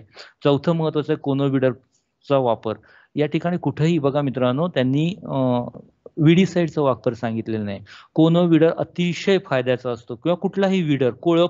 कोळपणी शेताला फार महत्वाची गोष्ट देते. पहिली गोष्ट ते तणांचा बंदोबस्त करते. दुसरं म्हणजे जमिनीची उलथापालथ करते. तिसरं म्हणजे तुमच्या शेताला पिकाला ती भर देते थोडी आणि यातून निश्चितच फायदा येतो. कोळपणी शेतामध्ये महत्वाची आहे. सेंद्रिय खतांचा वापर त्यांनी सुद्धा रेकमेंड केलेला आहे. आणि पाणी व्यवस्थापन जे स्पेसिफिक आहे यामध्ये की त्यामध्ये पाणी ठेवायचं नाही शेतामध्ये फक्त ओल ठेवायची. हे पाणी व्यवस्थापन याच्याबद्दल मी कधीच कोणाला जास्त फोर्स करत नसतो कारण हे बऱ्याच वेळा शेतकऱ्यांना किंवा आपल्याला सुद्धा अवघड राहतं. इतकं पाणीची लेवल ठेवा, तितके पाणी लेवल ठेवा. ओके, सुरुवातीला थोडी कमी राहावी, पाणी कमी क्षेत्र राहावं जेणेकरून त्याला फुटव्यांची वाढ चांगली होईल. जसजसे फुटव्यांचं प्रमाण वाढेल किंवा फुटवे मोठे व्हायला लागतील तसं पाण्याची उंची शेतामधली वाढावी. पोटरी अवस्थेत थोडं जास्त असावं. फुलोऱ्याची अवस्था ही सगळ्यात महत्वाची अवस्था आहे. ज्या ठिकाणी पाण्याचा ताण शेतावर पडला तर त्या ठिकाणी तुमची उत्पादकतेवर तिचा निश्चितच फरक पडतो. त्यामुळे पोटरीचा किंवा दाणे भरण्याच्या फुलोऱ्याचा आणि दाणे भरण्याच्या कालावधीमध्ये मात्र शेतामध्ये पाण्याची लेवल मेंटेन होईल यासाठी प्रयत्न करावा. आणि एक महत्वाचं की हे पाणी कायम शेतामध्ये न ठेवता त्यातून निचरा होईल असं पाण्याचा कायम बघावा कारण याचा परिणाम पुन्हा पानं गुंडाळणाऱ्या अळीचा प्रादुर्भाव वाढण्यासाठी होऊ शकतो. त्यानंतर तण व्यवस्थापन याच्याबद्दल सरांनी फार चांगलं एक्सप्लेनेशन केलेलं आहे. त्यामध्ये आपल्या ह्याच्यानुसार तणनाशकामध्ये खुरपणी कोळपणी हे गरजेचं आहे. आणि रासायनिक तणनाशकांचा वापर सुद्धा याच्यामध्ये आपण करू शकतो ज्याच्यामध्ये ब्युटाक्लोर आहे, पेंडॅमिथिलिन आहे, गोल आहे, साथी म्हणून चांगलं तणनाशक आहे, 2,4-Dचा आपण सेकंड डोससाठी सुद्धा रेकमेंडेशन केलेलं आहे. हे झालं साधारणपणे भात पिकातील महत्वाच्या ज्या काही गोष्टी आहेत ज्याच्यामुळे आपण ही उत्पादकता वाढवतो. या सगळ्यांचा परिणाम होणार आहे. ह्या सगळ्या गोष्टी कशावर येतात ते आपल्या पहिल्या घटकावर म्हणजेच काय एका अव्यामधून तुम्हाला किती दाणे मिळतील ह्या गोष्टीवर. कारण हे साधारणपणे या ठिकाणी एक चित्र तुम्हाला पुढे दिसत आहे. हे न्यूक्लियर सीड प्रोडक्शन आमचं शेतावरचा राधानगरी संशोधन केंद्रातीलच हा फोटो आहे. ज्या ठिकाणी आपल्याला भात पिकं घेतलेले आहेत ते ऍक्च्युअली न्यूक्लियर सीड प्रोडक्शन आहे. त्यामुळे त्या ठिकाणी छोटे छोटे प्लॉट्स मेंटेन केलेले आहेत. तर एका रोपामध्ये किंवा सिंगल रोप लावलेलं आहे. या ठिकाणी संपूर्णपणे आपण सिंगल रोप लागण करतो, एकच रोप लावत असतो. किमान 30 ते 40 फुटवे आम्हाला कंपल्सरी मिळतात. प्रत्येक लोंबी ही प्रोडक्टिव्ह राहते. या प्रोडक्शन किंवा ह्या क्रॉपचं यील्ड माझं सरासरी टन हे 8.5 ते 9 टनाच्या आसपास राहतं. हे झालं साधारणपणे ही गोष्ट, पहिली गोष्ट. दुसरी आहे ते म्हणजेच त्याच्यामध्ये आपल्याला असं बघायचं की हे जे काय तुम्हाला दाणे मिळतील हे शेवटपर्यंत जातील, यासाठी किडी आणि रोगांचा बंदोबस्त करणं, तणांचा आणि याचा बंदोबस्त करणं, ह्या गोष्टीवर आपण लक्ष दिलं. किडी व रोगांचा मी आजच्या लेक्चरमध्ये घेत नाही, कारण आपल्याला थोडंसं प्रक्रिया उद्योगावर बघायचं आहे आणि सर त्यासाठी उद्या पुन्हा आपलं स्पेशल लेक्चर आहे. जर आपल्याला कुठल्याही गोष्टीवर एक्सप्लेनेशन पाहिजे असेल तर मी निश्चितच आपल्याला देऊ शकेन. तर त्यानंतर येतं ते म्हणजे काढणी. आपण ह्या ठिकाणी उत्पादन आणलं, उत्पादक शेवटपर्यंत आणलं, म्हणजे अगदी आता कधी मॅच्युरिटी पर्यंत आलं. आपण सगळ्या गोष्टींची काळजी घेतली, रोप लागणीची काळजी घेतली, मिळणाऱ्या किडी व रोगांचा व्यवस्थित बंदोबस्त केला, पाण्याचं व्यवस्थापन केलं आणि तणांचा सुद्धा बंदोबस्त केला. आणि म्हणजेच मूलद्रव्यांचं झालं, न्यूट्रिएंट्स झालं, वॉटर झालं, आणि अशा सगळ्या गोष्टींना आपल्या हातामध्ये क्षेत्र येतंय, उत्पादन मिळतंय. मग हे उत्पादन साधारणपणे काढणी कधी करावी? साधारणपणे आपण रेकमेंड करतो ते फुलोऱ्यानंतर 25 ते 30 दिवसाने. आता याच्यामध्ये फिजिओलॉजिकल मॅच्युरिटी हा एक शब्द आम्ही वापरतो. फिजिओलॉजिकल मॅच्युरिटी म्हणजे काय? तर साधारणपणे आपण लोंबी बघितली तर सगळ्याच्या सगळे दाणे कधीच एका वेळी मॅच्युअर होत नसतात. जसे तयार होतात तसे हळूहळू भरत असतात. वरचे टोकाकडचे दाणे सुरुवातीला मॅच्युअर होतात, तरी खालचे दाणे थोडे थोडे हिरवटसर असेच राहतात. म्हणजेच 85 ते 90% लोंबी पूर्ण तयार झाल्यानंतर, 85% लोंबी वाळल्यासारखे दिसल्यानंतर, आपण दाणे तपकिरी झाल्यानंतर आणि मागचे दाणे थोडेफार हिरवट असतील अशा वेळी शेतकरी हार्वेस्टिंग करतो. हे तुमच्या क्वालिटीवर इफेक्ट करतं. आपण पुन्हा कदाचित पुढचं बघू. त्यानंतर हे ज्यावेळी तुम्ही कडेला फोटो आहे त्या ठिकाणी तुमच्या लक्षात येईल, त्यावेळी साधारणपणे दाण्यातील ओलावा हा 18 ते 20% आसपास असतो. ही आहे फिजिओलॉजिकल मॅच्युरिटी. ज्यावेळी आपण बीजोत्पादन प्लॉटसाठी करणार असाल त्यावेळी या ठिकाणी नक्कीच हार्वेस्टिंग होत नाही. ते हार्वेस्टिंग थोडंसं उशिरानं करावं लागतं, कारण ते पूर्ण ड्राय होणं फार महत्वाचं राहतं, कारण याला आपल्याला सीड प्रोडक्शन जायचं. ज्यावेळी आपल्याला कन्झम्पशनसाठी किंवा मार्केटसाठी तांदूळ तयार करण्यासाठी किंवा इतर पदार्थ तयार करण्यासाठी करायचं असेल त्यावेळी ही स्टेज ही सगळ्यात चांगली भात पिकाच्या काढणीची आहे. आता ही काढणी कशा पद्धतीने करतो? अनेक पद्धती आपल्याकडे आहेत. आपण माणसांच्या सहाय्याने याची हार्वेस्टिंग करतो, ज्याच्यामध्ये कापणी करतो. ही सर्रास सगळीकडे वापरली जाणारी पद्धत आहे. त्यानंतर दुसरा एक आहे छोटा, आपण रिपर त्याला म्हणतो. या ठिकाणी मी दाखवलेला हा छोट्या पद्धतीचा जो पॉवर टिलर ऑपरेटर किंवा छोटं मशीन त्याला मागं बसवलेलं असतं. ह्या 2 पद्धतीनं काम करतात. त्यामुळे छोट्या क्षेत्रामध्ये सुद्धा याचा वापर करू शकतो. ही यांत्रिक पद्धतीचा आपण केला तर त्याच्यामध्ये 2 माणसांकडून तुमची कापणी सहजतेने होतं. आणि तिसरा त्या ठिकाणी फोटो आहे ज्याच्यामध्ये आपण कंबाईन हार्वेस्टरचा वापर करू शकतो. पण आपल्याकडच्या क्षेत्रामध्ये हे कंबाईन हार्वेस्टर अडचणीचा ठरतो, कारण याचं जागा तेवढी आपल्याकडे नसते किंवा आपली पिकाची प्लॉट्स हे लहान असल्यामुळे त्या गोष्टीचा आपण विचार करत नाही. पंजाब हरियाणामध्ये ज्या ठिकाणी त्यांच्याकडे फार मोठे क्षेत्र आहेत त्या ठिकाणी कंबाईन हार्वेस्टरनीच ते सगळेचे सगळे हार्वेस्टिंग करतात. मात्र त्यामध्ये एक आहे की आपल्याला पिंजर किंवा भात पेंढाचं आपण म्हणतो ते मिळत नसतं. त्यानंतर ह्याची मळणी, ह्याच्यामध्ये सुद्धा 2-3 पद्धती आपल्याकडे आहेत. एक म्हणजे हातांत करणारी मळणी जी आपण सर्वसाधारण शेतकरी करत असतात. यांत्रिकमध्ये ज्याच्यामध्ये पॅडल ऑपरेटेड असतील किंवा पॉवर टिलर ऑपरेटेड छोटी मशीन्स आपल्याकडे आहेत, त्याच्यावर आपण पेंढ्या ठेवून त्याचा थ्रेशिंग करू शकतो. किंवा यांत्रिक किंवा नवनवीन जी यंत्र ज्याच्यामध्ये कंबाईन हार्वेस्टर पण येतो किंवा अशा पद्धतीची या ठिकाणी जो छोटासा फोटो दाखवलेला आहे हे एक यंत्र आहे. आपल्याला विदर्भामधील एक प्रोडक्ट आहे, त्यांनी हे डेमॉन्स्ट्रेशन दिलं होतं. अतिशय छोटं यंत्र आहे, साधारणपणे ट्रॅक्टरने त्याचं न्याण करता येतं आणि थ्रेशिंगसाठी नक्कीच उपयोगाचं आहे. त्यानंतर येतं महत्वाचं ते वाळवणे. आता ज्यावेळी आपल्याला भातापासून किंवा भात हे काय आपण डायरेक्टली खात नसतो, आपल्याला यातून काहीतरी करावं लागतं. म्हणजे एक तर तांदूळ करायला लागतो किंवा कोणतातरी पदार्थ करायला लागतो. ते करण्यासाठी भात व्यवस्थित वाळवणं अतिशय गरजेचं आहे. आता ज्यावेळी आपण स्टोरेज करणार आहोत त्यावेळी स्टोरेजमध्ये महत्वाची गोष्ट असते की त्याच्यामध्ये कुठले तरी आपण भुंगेरे म्हणतो किंवा यांचं प्रमाण, किडींचं प्रमाण जर आढळतं तर जे भात व्यवस्थित वाळवलेला असेल, ज्याची आर्द्रता चांगल्या पद्धतीने 10%च्या आसपास आलेली असेल अशा भातामध्ये सहसा किडी व रोगांचा प्रादुर्भाव आढळत नाही. त्यामुळे ज्यावेळी आपण हार्वेस्टिंग करतो जी ओलावा त्याच्यामध्ये 18 ते 20%च्या आसपास असतो, हा 10 ते 12% पर्यंत आणण्याचा प्रयत्न केला किंवा आणणं हे उपयोगाचं राहतं. ज्याच्यामध्ये आपण सूर्यप्रकाशात वाळवतो. यांत्रिक पद्धतीमध्ये ज्याच्यामध्ये ड्रायर वापरले जातात, मोठमोठ्या कंपन्या त्यासाठी ते वापरतात. आपल्याकडे ते सर्वसाधारण होत नाही. आणि तिसरी रासायनिक, ऍक्च्युअली याच्यावर काही केमिकल्सचा वापर करून सुद्धा आपण फील्डमध्ये जर ड्राईंग ड्रायव्हिंग हॅसनिंग करतो, म्हणजे पुढे लवकर लवकर ड्रायव्हिंग करतो, अशा पद्धतीने ड्रायव्हिंग करून सुद्धा केलं जातं. पण आपल्याकडं सद्य परिस्थितीमध्ये रेग्युलर 2 दिवस चांगलं ऊन देणं किंवा 3 दिवस चांगलं ऊन देणं अतिशय सुंदर भात आपलं ड्रायव्हिंग होऊन जातं. त्यानंतर इथं ते साठवण आपण म्हणतो की धान्यातील ओलावा किती असावा, 10% आसपास असावा, सुरक्षित ठिकाणी त्याची साठवण व्हावी. आता या ठिकाणी किडीचं बंदोबस्त करणं हे महत्वाचं आहे. त्यानंतर यासाठी आपण इथिडियम ब्रोमाइड किंवा सेल्फॉस गोळ्यांचा रेकमेंडेशन करतो 2 गोळ्या प्रति टन. पण हे सुद्धा ज्यावेळी आपण प्युअर कन्झम्पशनसाठी वापरत असतो त्यावेळी ह्या गोष्टींचा टाळावा. वैयक्तिक हे कुठे वापरतात, ज्या ठिकाणी मोठ्या पद्धतीचं हे आहे त्या ठिकाणी वापरलं जातं.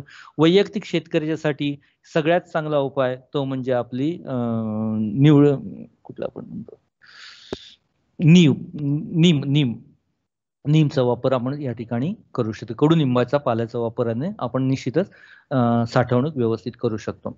आता हे एक सीड प्रोडक्शनचे चित्र. आता महत्वाची गोष्ट आपल्याला जायचंय हळूच आता पुढच्या दुसऱ्या पद्धतीकडे आपल्या की सर दुसऱ्या गोष्टीकडे ज्याच्यामध्ये आपण भात पिकातील प्रोसेसिंगच्या गोष्टीकडे बघणार आहोत. मग आता या गोष्टीवर घटक कुठले कुठले फरक पडतात, म्हणजे भात पिकातील गुणवत्ता. आता भात पिकातील गुणवत्ता म्हणजे काय, तर भात पिकाची गुणवत्ता पुन्हा आणखीन डिस्ट्रीब्युशन होते. पहिलं होतं ते म्हणजे त्याची क्वालिटी, ज्याच्यामध्ये त्याची लांबी रुंदीचा विचार करतो आपण. काही लॉंग सिलेंडर असतात, शॉर्ट सिलेंडर असतात, बारीक दाण्याचे असतात, जाड दाण्याचे असतात. मग याचं मार्केटमध्ये कुठली व्यवस्था आहे. मग अशा पद्धतीचं त्याला फिजिओलॉजिकल कंडिशन, फिजिकल कंडिशन ज्याला आपण गुणवत्ता त्याची म्हणतो. दुसरी गोष्ट येते त्यांच्यामध्ये त्याच्या कन्झम्पशन, म्हणजे हे झालं कोणाच्या दृष्टीनं तर मार्केटच्या दृष्टीनं.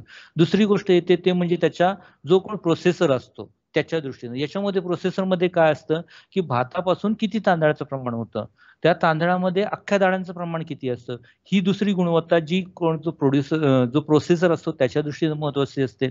आणि तिसरी गोष्ट असते तो म्हणजे शेवटी खाणारा शेवटी आहे तो कन्झ्युमर आहे. मग ह्या कन्झ्युमरला काय आवडतं, तर कन्झ्युमरला जो खाण्याचं त्याच्यामध्ये त्याचं कन्झम्पशन क्वालिटी येतात. मग ह्या कन्झम्पशन क्वालिटीमध्ये त्याचं अमायलोज प्रमाण किती आहे, त्याचं जे भात त्याच्यामध्ये पाणी किती ऍब्सॉर्ब करतं, शिजवल्यानंतर त्याची लांबी किती वाढते, रुंदी किती वाढते, इलॉंगेशन रेशो कशा आहे. मग आपण बासमती प्रेफर करतो. बासमतीमध्ये तुम्ही वैशिष्ट्यपूर्ण जात असतं, याच्यामध्ये आपण बघितलं असेल की बासमतीचा तांदूळ शिजवल्यानंतर त्याची लांबी जास्त वाढते, रुंदी वाढत नाही. मग काही तर तांदूळ जर तुम्ही बघितले असाल तर दुप्पट वाढतात, म्हणजे जवळपास 1 सेंटीमीटर लांबीचा असतो तर 2 सेंटीमीटर किंवा 2.25 सेंटीमीटर पर्यंत लांबी. आता सुगंधा 4 ही व्हरायटी आपली आहे, 2.1 किंवा 2.2 सेंटीमीटर इतक्या लांबीपर्यंत त्याचं तांदूळ शिजवल्यानंतर वाढतं. तर असे काही जाती असतात ज्याच्यामध्ये हे प्रमाण जास्त असतं, काहीमध्ये हे प्रमाण कमी असतं. आता हे लांबी बरोबर त्याचं रुंदी किती वाढते. आता इंद्रायणीमध्ये जर तुम्ही विचार केला तर त्याची लांबी मध्यम प्रमाणात वाढते, मात्र रुंदी पण थोडीफार वाढते, त्यामुळे त्याचं इलॉंगेशन रेशो मिनिमम आहे. नंतर त्याच्यामध्ये चिकटपणा. आता इंद्रायणीचा तुम्ही विचार केला, पुढ्यात आलो होतो त्यामुळे आपल्याला बोलतो की इंद्रायणीत शिजवल्यानंतर थोडासा चिकट होतो. हे चिकट होण्याचं कारण त्याच्यामध्ये असणाऱ्या अमायलोजच्या प्रमाणावर ते अवलंबून आहे. त्याच वेळी बासमतीची जाती तशा नसतात. मग दुसरी गोष्ट आहे, जर एखादा प्रेफरन्स करणारा शेतकरी म्हणण्यापेक्षा जो ग्राहक आहे ज्याला मोकळा होणारा तांदूळ पाहिजे असतो, मग हा मोकळा होणारा आहे की नाहीये याच्यावर त्याची गुणवत्ता अवलंबून असते. आणि ही गुणवत्ता एक पहिली गोष्ट म्हणजे जेनेटिकल असते, म्हणजे त्याच्यामध्ये ती इनबिल्ड असते, ज्याच्यावर आपण जास्त काही करू शकत नाही, मात्र त्याचं थोडे मायनर ऍडजस्टमेंट आपण निश्चितच करू शकतो. त्यातील महत्वाचं सगळ्यात आहे ते म्हणजे भात पिकाच्या वाढीतील आर्द्रता आणि तापमान. आता तुम्ही ज्यावेळी बघाल की साधारणपणे भात वाळायला सुरुवात झाली म्हणजे फिजिओलॉजिकल मॅच्युरिटी झाली. आता फिजिओलॉजिकल मॅच्युरिटी नंतर जर पाऊस पडला तर काय होतं की जे तुमचे वाळलेले भात असतात हे पुन्हा थोडंफार मॉइश्चर ऍब्सॉर्ब करतात, आणि हे मॉइश्चर ऍब्सॉर्ब केल्यानंतर त्या काळात तुम्हाला लक्षात येत असेल की ऑक्टोबर हीट आपण म्हणतो, तर यावेळी तापमान जास्त असतं. असं मॉइश्चर ऍब्सॉर्ब केलं तर ते झटकन बाहेर जाण्याचं प्रमाण करतं, आणि ज्यावेळी हे झटकन बाहेर जाण्याचा प्रयत्न करतं अशावेळी त्याच्यामध्ये क्रॅक्स तयार होतात. आणि जर अशा पद्धतीनं भातामध्ये क्रॅक्स तयार झाले, त्याचा जो पिष्टमय पदार्थ आहे स्टार्च आहे याच्यामध्ये जर क्रॅक्स तयार झाले किंवा क्रॅकिंग गेलं तर त्यातून पुन्हा तुम्हाला अख्ख्या दाण्याचं प्रमाण कमी होतं. आणि म्हणून ही गोष्ट टाळणं गरजेचं आहे. त्या ठिकाणी ते तापमान व्यवस्थित असणं आणि युनिफॉर्म आर्द्रता असणं गरजेचं आहे.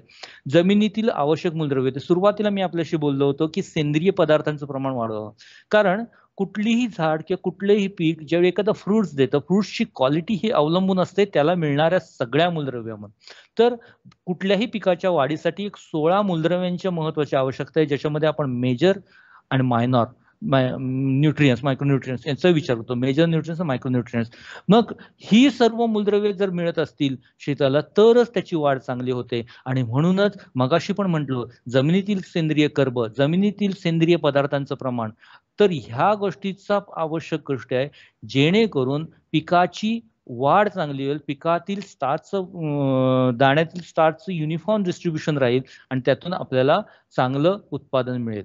सेंद्रिय रासायनिक खतांच्या मात्रा ह्या युनिफॉर्मली व्यवस्थित पाहिजेत. पाणी व्यवस्थापन या गोष्टीकडे लक्ष दिलं पाहिजे. किडी, रोग आणि तण नियंत्रण. आपण म्हणतो की किडी आणि रोगांमुळे भाताच्या क्वालिटीवर बराच फरक पडतो. काही आता ढेकण्यासारखी कीड आहे, जर त्या ठिकाणी तुमच्या पिकावर शेवटच्या घडीला येते, ती त्या तांदळामधील रस शोषते आणि हे तांदळातील रस शोषल्यामुळे त्यातून पुन्हा त्या तांदळाची क्वालिटी बाद होते. त्यामुळेच ह्या गोष्टीकडे पण लक्ष द्या. आणि पीक कापणीची वेळ आणि कापणीनंतर झोडणीचा कालावधी शक्यतो लवकर जितका होईल तेवढे झोडणी करावी, जेणेकरून तुम्ही जर पीक साठवून ठेवलं तर त्याच्यामध्ये पुन्हा मॉइश्चर ॲब्सॉर्प्शन आणि पुन्हा क्रॅकिंगचं प्रमाण वाढतं आणि अर्थातच तुमचं हेड राईस रिकव्हरी पुन्हा मार खाते. आता साधारणपणे आपण क्वालिटीचा ज्यावेळी विचार करतो तर हे आहे भाताचं चित्र, सिंपल भात, ज्याच्यामध्ये भात जर तुम्ही विचार केला तर बाहेरच्या बाजून टर्फल म्हणतो, ज्याला आपण हल म्हणतो. सेकंड येतो तो म्हणजे ब्रान. हा ब्रान फार महत्वाचा आहे मित्रांनो.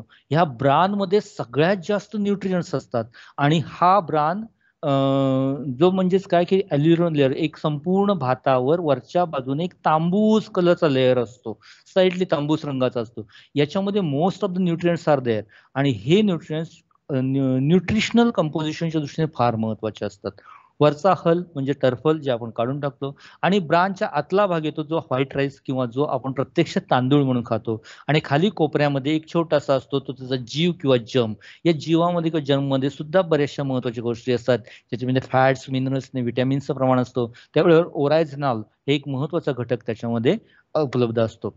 देन हे ज्यावेळी आपण राईसचं कंपोजिशन बघण्याचा प्रयत्न केला, आता आपण येतोय प्रक्रियेकडे. तर त्यामध्ये प्रक्रिया करताना पहिल्या 2-3 गोष्टी फार सोप्या महत्वाच्या आहेत.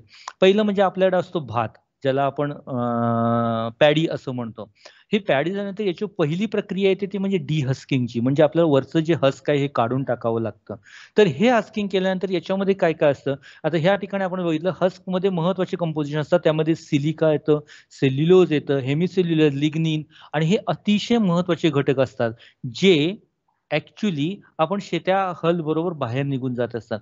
आणि म्हणून ही जी काही डिहस्किंग केलेली त्याचं जे वरचं टर्फल असतं याची पुन्हा आपण जर राख केली तर त्यातून सुद्धा सिलिकाचं प्रमाण आपल्याला मिळतात आणि म्हणून आपण ती 4 सूत्रीमध्ये पुन्हा याचा वापर करण्याचं रेकमेंड केलं जातं. यातून पहिलं डिहस्किंग म्हणजे वरची टर्फल काढल्यानंतर जो तयार होतो याला आपण ब्राऊन राईस म्हणतो. हा जो काही शेकंड आहे तो, याचा कलर थोडासा ब्राऊन कलरचा असतो. सुरुवातीला बघितलं तर हातसडीचा तांदूळ म्हणजे अशा पद्धतीचा तांदूळ असतं आणि ह्या तांदळावर पॉलिशिंग करतो आपण. पॉलिशिंग करतो म्हणजे काय करतो, त्याचा जो ब्रान लेअर असतो, ॲल्युरोन लेअर म्हणतो आपण, हा हळूहळू हळूहळू काढत असतो. मग हे काढण्याचं प्रमाण किती आहे त्यानुसार त्याचं होणारा लॉस प्रमाण त्याच्यामध्ये फरक पडत जात असतो. म्हणजे ह्या ब्रानमध्ये फायबर कंटेंट महत्वाचं असतं, सेल्युलोज महत्वाचं असतं, मिनरल्स असतात, फायटिक ऍसिड असतात, विटॅमिन्स असतात, अँटीऑक्सिडंट असतात, प्रोटीन्स कंटेंट महत्वाचं त्याच्यामध्ये असतं. तुम्ही इकडे कदाचित बघितलं पॉलिशिंगची मध्ये दिलंय की प्रोटीनचा लॉस पॉलिशिंगमुळे 29% लॉसेस होते, फॅट्स जवळपास 79% देतो आणि शेवटी आपण राखतोय काय तांदळामध्ये, जितकं जास्त चांगला पॉलिश त्याच्यामध्ये नुसतं स्टार्च. खालच्या शेवटच्या मध्ये आपण जाऊ, जितकी जास्त पॉलिश लावलं जातं, पॉलिशिंग केलं जातं म्हणजे काय तर याचा ॲल्युरोन लेअर किंवा वरचा जो लेअर आहे तो आपण हळूहळू काढत असतो. 2% पॉलिश, 4% पॉलिश, 8% पॉलिश पर्यंत जातो. तर ज्यावेळी तुम्ही इतके टक्के पॉलिशिंग करतं यातून फक्त जो तुम्ही गिरणी मालक आहे त्यालाच तो काय जे काय प्रॉफिट होताना असतो, तुम्हाला प्रॉफिट यातून निश्चितच नसतो. यातून शेवटी तयार होतो तर तुमचा सुंदरसा तांदूळ आणि याच्यातून मिळतात ते तुम्हाला न्यूट्रियंट्स. आता ह्या भाताचे उपयोग आपण कसे कसे करतो, रोजच्या जीवनातील अन्न हे प्रत्येकालाच माहिती आहे, त्यामुळे त्याच्यावर काय नको. धार्मिक कार्यामध्ये आपण अनेक ठिकाणी भात, म्हणजे आता आपल्या संस्कृतीमध्ये, हिंदू संस्कृतीमध्ये असेल किंवा आपल्या देशामध्ये असेल की भाताचा वापर मुलाच्या जन्मापासून ते शेवटच्या त्याच्या अंत्यसंस्कारापर्यंत, माणसाच्या अंत्यसंस्कारापर्यंत प्रत्येक गोष्टीत भाताचा वापर होतो. जन्माच्या वेळी होतो, बारशाच्या वेळी होतं, पाचवी पूजण्याच्या वेळी होतं, बारशाच्या वेळी होतं, त्याच्या वाढदिवसाला त्याचा वापर केला जातो प्रत्येकाला, त्याच्या लग्नाच्या वेळी होत असतो, त्यानंतर त्याच्या अगदी अंत्यविधीपर्यंत होत असतो. म्हणजेच काय की प्रत्येक धार्मिक कार्यात, प्रत्येक यज्ञांमध्ये असेल, घरातील पूजेच्या वेळी असेल किंवा इव्हन आपल्या वेगवेगळ्या राष्ट्रीय कार्यक्रमामध्ये सुद्धा असेल, भाताचा उपयोग किंवा तांदळाचा उपयोग आपण निश्चितच करतो. त्यानंतर यापासून विविध पदार्थ तयार केले जातात. इडली, डोसा, उपमा यासारखे आहेत. पोह्याची रुमुरे आहेत. जनावरांची आणि पशूंची खाद्य, पहिलं म्हणजे भातापासून मिळणारा पेंढा, जो जनावरांसाठी आपण मोठ्या प्रमाणात वापरतो. जातवरून मिळणारं तूस आहे वरचं, याच्यापासून आपण ते अॅनिमल फीडसाठी वापरत असतो. जे काही ब्रान तयार होतं ह्याच्यातून आपण आणखीन इतर पदार्थ करत असतो. घराचे छप्पर, विटा, कौलं तयार करण्यासाठी याचा वापर करतो. घरगुती उपचारामध्ये प्रथमोपचार आपण पेज लोकांना, आजारी माणसाला देत असतो, किंवा गर्भवती स्त्रियांना किंवा लॅक्टिंग म्हणजे अंगावर पाजणाऱ्या स्त्रियांना, मुलांचे जे असतात, माता असतात, त्यांना आपण काही विशिष्ट पद्धतीचं तांदूळ दिलं तर त्यातून त्यांना जास्त न्यूट्रिएंट्स मिळतात असं म्हणतो. कागद पुठ्ठी निर्मिती हे सारख्या उपकरणे भाताचं हे करतो. आता हे सगळं करण्यासाठी आपल्याला भातावर प्रक्रिया करावी लागते. आता ही प्रक्रिया म्हणजे काय, तर कुठलाही कच्चा मालावर काहीतरी प्रक्रिया करून त्याचं मूल्यवर्धन करणं म्हणजे अन्न प्रक्रिया. म्हणजे काही ना काही त्याच्यावर आपण प्रोसेसिंग करत असतो आणि त्यासाठी त्याला आपण प्रक्रिया करणं असं म्हणतो. आता ह्या पुन्हा 3 पद्धतीच्या प्रक्रिया होतात. त्यामध्ये प्राथमिक प्रक्रिया येते, दुय्यम प्रक्रिया येते आणि तृतीयक किंवा तृतीय. प्राथमिक प्रक्रिया म्हणजे काय, तर सर्वसाधारणपणे भाताची साफसफाई करणे, ज्याच्यामध्ये मिळणाऱ्या भातावरून त्याच्यामध्ये असणारी काडी कचरा किंवा इतर काही जे काही गोष्टी असतील ते वेगळे करणे, जेणेकरून तो भात आपल्याला प्रोसेसिंगसाठी करण्यासाठी, उपयोगात आणण्यासाठी वापरता येतो. ह्याला आपण प्राथमिक प्रक्रिया म्हणतो, जी शेतकऱ्यांच्या स्तरावर केली जाते. दुसरी येते ती म्हणजे दुय्यम प्रक्रिया, ज्याच्यामध्ये प्राथमिक प्रक्रियेतून तयार केलेल्या भातावर काही प्रक्रिया केली जातील, ज्यातून त्याचा तांदूळ तयार केले जातील, पोहे केले जातील किंवा पीठ तयार केलं जाईल, जेणेकरून तुम्हाला कुकिंगसाठी किंवा कन्झम्पशनसाठी ती प्रत्यक्ष तांदूळ किंवा ती गोष्ट उपलब्ध करून जाते. याला आपण दुय्यम प्रक्रिया म्हणतो. आणि दुय्यम प्रक्रियेतून तयार केल्या ह्याच्यापासून काहीतरी एक तिसऱ्या पद्धतीनं किंवा रेडी टू यूज राईस म्हणू शकतो किंवा राईस ब्रान ऑइल म्हणू शकतो किंवा नूडल्स म्हणू शकतो, अशी पद्धतीनं तृतीयक प्रक्रिया केली जाते. त्याला आपण तृतीयक प्रक्रिया किंवा उच्च स्तराची प्रक्रिया असं म्हणत असतो. हे केल्यानं काय होतं, पहिलं महत्वाचं, मागणीनुसार त्याला जे आपल्याला आवश्यक पदार्थ असतात ते आपण तयार करतो. म्हणजे कसं आहे, कुठल्याही गोष्ट जी मार्केटमध्ये मागणी आहे त्याची तयार करण्यासाठी ही प्रक्रिया करणं हे फार गरजेचं राहतं. दुसरी महत्वाची गोष्ट, शेतमालाची किंमत वाढण्यास मदत होते. सुरुवातीचा भात, आता भात पासून तांदूळ केला, नक्कीच किंमत वाढते. ज्यावेळी आपण प्रोडक्शन करतो, तांदळाची मार्केटमधला रेट हा निश्चितच जास्त राहणार आणि त्यामुळे त्याची किंमत वाढण्यास होतं. ज्या भागात शेतमाल मिळत नाही त्या भागात उपलब्ध, सरळ आहे. ज्या ठिकाणी जर कन्झम्पशन आहे पण त्या ठिकाणी त्याचं प्रोडक्शन तयार होत नसेल, अशा ठिकाणी अनप्रोसेस्ड प्रोडक्ट न देता प्रोसेस्ड प्रोडक्ट आपण पाठवू शकतो, जेणेकरून त्या ठिकाणी सुद्धा ह्याची उपलब्धता होऊ शकते. रोजगार निर्मिती निश्चितच आहे, कारण ही प्रक्रिया उद्योग ज्यावेळी तयार होतील त्यावेळी कुणा ना कुणाला काही ना काही प्रमाणात रोजगार निर्मिती मिळेल आणि ह्यासाठी काही ना काही यंत्रसामुग्रीची आपल्याला आवश्यकता पडेल, जी आपण यंत्रसामुग्रीच्या उद्योगांना सुद्धा यातून चालना मिळू शकतं. आता हे परत पुन्हा प्रक्रिया उभारण्यातील टप्पे थोडंसं मार्केटिंग रिलेटेड आहे, कारण शेवटी आपल्याला हे प्रक्रिया उद्योग जर तयार करायचे असतील तर ते कशा पद्धतीनं करणं हे गरजेचं आहे, ज्याच्यामध्ये सर्वेक्षण म्हणजे कुठल्या गोष्टीची आपल्याला आवश्यकता आहे, आपण काय करू शकतो आणि त्याचं मार्केटमधलं रिक्वायरमेंट आहे की नाही याचं प्राथमिक सर्वेक्षण आपल्याला तयार करावं लागेल. आपण एखादा प्रकल्प करणार असू तर त्याचा अहवाल तयार करण्यासाठी शेवटी या प्रकल्पासाठी आपल्याला काही ना काही ते फायनान्शियल सपोर्ट लागत असेल, मग हा फायनान्शियल सपोर्ट मिळवण्यासाठी आपल्याला कुणाकडून तरी मदत घ्यावी लागेल. असं करण्यासाठी आपल्याला एक अहवाल तयार करावा लागतो. त्यानंतर त्या प्रक्षेत्र किंवा प्रकल्प उभारणीमध्ये असणाऱ्या कायदेशीर बाबी आपल्याला पाळावीच लागतील. त्यासाठी तुम्हाला कोणाकडून तरी परवानगी घ्यावी लागेल. त्या ठिकाणी तुम्हाला फूड डिपार्टमेंट कडून असेल किंवा रेव्हेन्यू डिपार्टमेंट कडून असेल, आपले प्रक्रिया उद्योग तयार करण्यासाठी निश्चितच परवानगी लागेल. ही करणं गरजेचं राहील. भांडवल उभारणी, शेवटी हे सगळं करण्यासाठी पैशाची गरज लागेल. हे कुठून ना कुठून आपल्याला अरेंज करावे लागतील. मग त्यासाठी आपल्या बँक आहेत किंवा फायनान्शियल सर्व्हिसेस आहेत, त्या ठिकाणाहून किंवा आपल्या इतर मार्गाने आपल्याला उभारणी करावी लागेल. आणि प्रत्यक्ष प्रकल्पाची उभारणी म्हणजेच हे शेवटचा टप्पा, ज्याच्यामध्ये सगळ्या गोष्टी झाल्यानंतर ऍक्च्युअली त्याची मशिनरी आणणं आणि त्याचं इन्स्टॉलमेंट करणं आणि त्या गोष्टीचा विचार करणं. तर ह्या सगळ्या गोष्टी झाल्यानंतर आपण प्रक्रिया उद्योग तयार करू शकतो. आता एक 2-4 गोष्टीवर फक्त बोलण्याचा प्रयत्न करेन, मी फार वेळ घेतोय आपला. तर 2-4 गोष्टीमध्ये महत्वाचं म्हणजे भात आपण कुठले कुठले पदार्थ करतात आणि त्याच्यामध्ये कोणकोणत्या स्टेप्स महत्वाच्या आहेत तेवढ्या आपण फक्त बघू. पहिलं येतं ते म्हणजे तांदूळ. सगळ्यांना माहिती आहे. पोहे अगदी प्रत्येकाला रोज नाश्त्यासाठी लागणारी गोष्ट आहे, त्यामुळे पोहे हे सगळंच प्रत्येकाला माहिती आहेत. अतिशय सोपा उद्योग आहे. मुरमुरे आमच्या कोल्हापूरमध्ये जास्त प्रसिद्ध आहेत. चुरमुरे, मुरमुरे चांगलं असतं, म्हणजे नुसते तोंडात टाकण्यासाठी सुद्धा फार गोष्टीचे आहेत. लाह्या ऍक्च्युली आपल्याला लाह्यामध्ये आपल्याला मक्याच्या लाह्या जास्त प्रसिद्ध आहेत, पण भातामध्ये सुद्धा अतिशय सुंदर लाह्या तयार होतात. पीठ उद्योग, पिठाचा उद्योग आता जर बघितलं तर भाकरी करण्यासाठी पीठ लागतं आपल्याला, इडलीसाठी पीठ लागतं, रवा लागतो, यासाठी ते पद्धतीचे पीठ आणि तयार हवाबंद पदार्थ मार्केटमध्ये इन्स्टंट प्रोडक्ट आहेत, ready to eat and ready to cook. ह्या गोष्टी तयार करण्यासाठी किंवा यापासून वेगवेगळे पदार्थ सुद्धा आपल्याला ह्यातून करता येतात.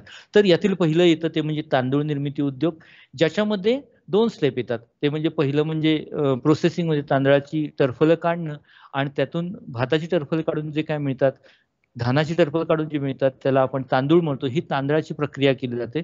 तांदूळ निर्मितीमध्ये आपल्याला 2 गोष्टी मिळतात, एक म्हणजे तांदूळ आणि दुसरा म्हणजे कोंडा किंवा तूस. तांदळाचा उपयोग आपल्या जेवणामध्ये होतो, कोंड्याचा उपयोग हे खाद्य म्हणून निघलं आणि तुसाचा आपण आपल्या 4 सूत्रीमध्ये रेकमेंडेशन सांगितलेले की याच्यामध्ये सुद्धा चांगले न्यूट्रिएंट्स असतात. तर तांदळाच्या उद्योगामध्ये प्रक्रियेमध्ये निर्मिती उद्योग आणि सेवा उद्योग असे 2 प्रकारच्या गोष्टी येतात. तांदळाची निर्मिती करताना ह्या स्टेप्स येतात त्याच्यामध्ये. मगाशी सुरुवातीला सुद्धा आपण ते बघितलेले आहेत. भात किंवा साळ आपण घेत असतो सुरुवातीला, यातून स्वच्छ करतो आपण. स्वच्छानंतर त्याचं पहिलं येतं ते म्हणजे मिलिंग, हलिंग येते. त्याच्यामध्ये आपण त्याच्या वरची जो काही कोंढा असेल किंवा टरफले असतो ते काढतो. याच्यामुळे काय होतं की ते 2 भाग वेगळे होतात. एक म्हणजे ब्राऊन राईस, मगाशी आपण चित्रामध्ये पाहिला, दुसरा कोंढा. या ब्राऊन राईसला नंतर पॉलिशिंग करण्याची प्रक्रिया तयार होते. ही पॉलिशिंगचे स्टेप्स असतात, first polish, second polish, third polish. यातून तयार होतो तो तांदूळ आणि ह्या तांदळाची नंतर आपण पुन्हा प्रतवारी करतो. अखंड तांदूळ, तुकडा तांदूळ आणि बारीक तांदूळ. आता ह्या भात मध्ये जे सुरुवातीची प्रक्रिया त्याच्यामध्ये भरडण्याच्या वेगवेगळ्या पद्धती येतात. उखळ भरडणी, उखळ आणि मुसळ आपल्याला काही जणांना माहिती असेल. आता ह्याचं प्रमाण फार कमी झालं, पूर्वी याच्यातूनच केलं जातं. म्हणजेच लाकडी असेल किंवा माझ्याकडे दगडाचं उखळ असतं आणि मुसळ लाकडाचं अशा पद्धतीचं असेल आणि घराघरांमध्येही अशा केल्या जात होत्या. आपल्या गृहिणी दररोज ते तांदूळ काढून त्यापासून ते तयार करत असायच्या आणि ह्यातून मिळणारा तांदूळ हा पौष्टिक निश्चितच होता. पण याच्यामध्ये कसं हे शेवटी फिजिकल हे होतं. अशा पद्धतीने करणं हल्लीच्या स्त्रियांना शक्य पण होत नाही. त्यातून मिळणारं प्रमाण हे अर्थात तांदळाचं कमी होतं, तुकडा होण्याचं प्रमाण या ठिकाणी जास्त होतं. दुसरं हलर भात गिरणी, हे आपल्या बहुतेक सर्व खेड्यांमध्ये हलर वापरली जाते. साधारणपणे तासाला एक 50 किलो पासून ते 400 किलो पासून 500 किलो पर्यंत याचं प्रोसेसिंगचा रेट असतो. आणि गावागावामध्ये ह्या मिरणी आहेत, ज्याच्यामध्ये अर्थात इलेक्ट्रिक साह्याने किंवा डिझेल इंजिनवर सुद्धा ह्यातले काही प्रकार होते जिचे हलिंग केलं जायचं. याच्यामध्ये भातापासून मिळण्याचं तांदळाचं प्रमाण हे साधारणपणे 65% आसपास राहतं आणि बाकीचं प्रमाण हे चुऱ्याचं प्रमाण जास्त असतं, कारण ह्याच्यामध्ये हलिंग ॲज वेल ॲज मिलिंग म्हणजे जे पॉलिशिंग आहे ह्या सगळ्या गोष्टी एकाच वेळी होतात. दाबाचं कंट्रोल नसतं आणि त्यामुळे थोडंसं तुकड्यांचं प्रमाण याच्यामध्ये जास्त राहतं. त्यानंतर येते ते म्हणजे मिली राईस मिल, ज्याच्यामध्ये ह्या जी काय प्रोसेसेस आहेत म्हणजे हलर असेल, मिलर असेल, पॉलिशर असेल, ह्या सगळ्या गोष्टी एकामागोमाग एक बसवलेल्या असतात. याची कॅपॅसिटी सुद्धा अराउंड 400 ते 500 किलो प्रति तास याप्रमाणे होत असते. तर साधारणपणे या मिलच्या आधारे पॉलिशिंग किंवा हे काही गावामध्ये केलं जातं. त्यानंतर आधुनिक भात गिरणी, ज्याच्यामध्ये मोठी प्रोसेसिंग प्लांट्स असतो, मोठमोठे गिरणी आहेत, ज्याच्यामध्ये ह्या सगळ्या गोष्टींसाठी प्रत्येक गोष्टीसाठी सेपरेटर इन्स्ट्रुमेंट असतं, ज्याच्यामध्ये सुरुवातीला तुमचं भात टाकल्यानंतर त्याचं मधून जे काही त्याचं असणारा काडी कचरा वगैरे त्याचं विलगीकरण केलं जातं. त्यानंतर तो भात जातो असतो, तो डिहस्करला जात असतो, हलरला जात असतो आणि त्यानंतर त्याचं वरचं भाग काढल्यानंतर त्यानंतर तुम्हाला ब्राऊन राईस तयार होतो. हा ब्राऊन राईस नंतर पॉलिशरमध्ये जातो, पॉलिशिंग केलं जातं. पॉलिशिंग नंतर त्याच्यामध्ये परत 2 पॉलिशर, 3 पॉलिशर अशी परत स्टेप्स राहतात. बासमतीचं ज्या ठिकाणी आपण बघितलं त्या ठिकाणी 5-5 पॉलिशर लावले जातात, जेणेकरून त्याचं प्रमाण चांगलं मिळावं.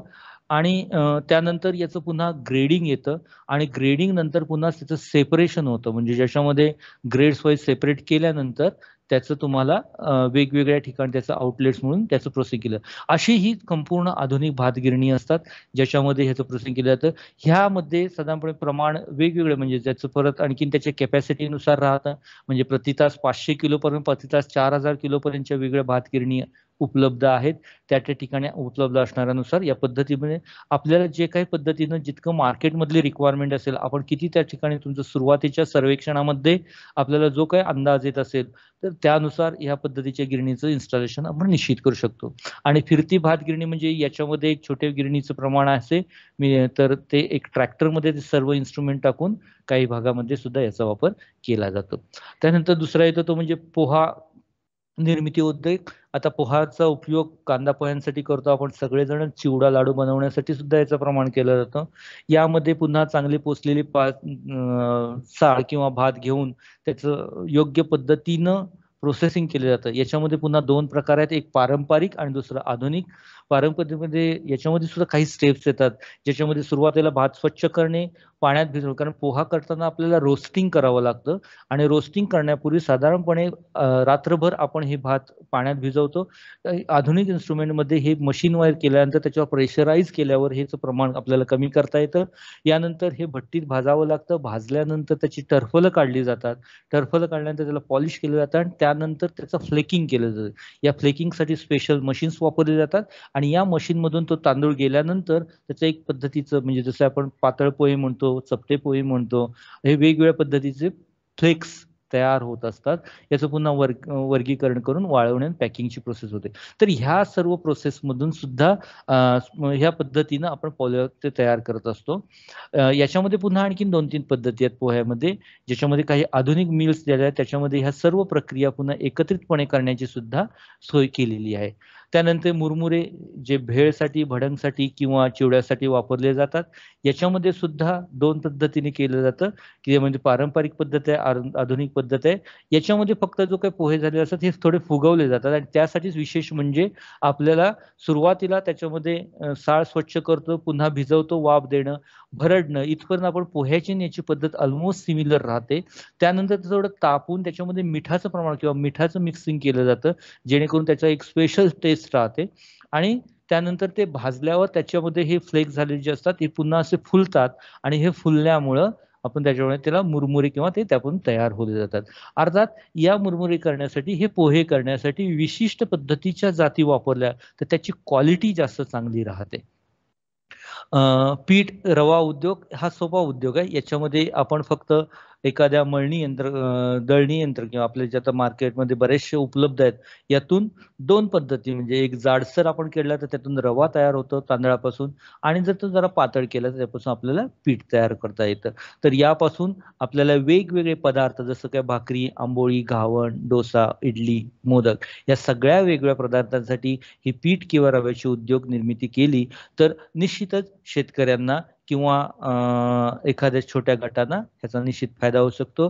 जवळच्या छोट्या मार्केटमध्ये किंवा शहरामध्ये याची विक्री निश्चितच होऊ शकते. त्यानंतर लाह्या, याचं एक थोडीशी गोष्ट आहे.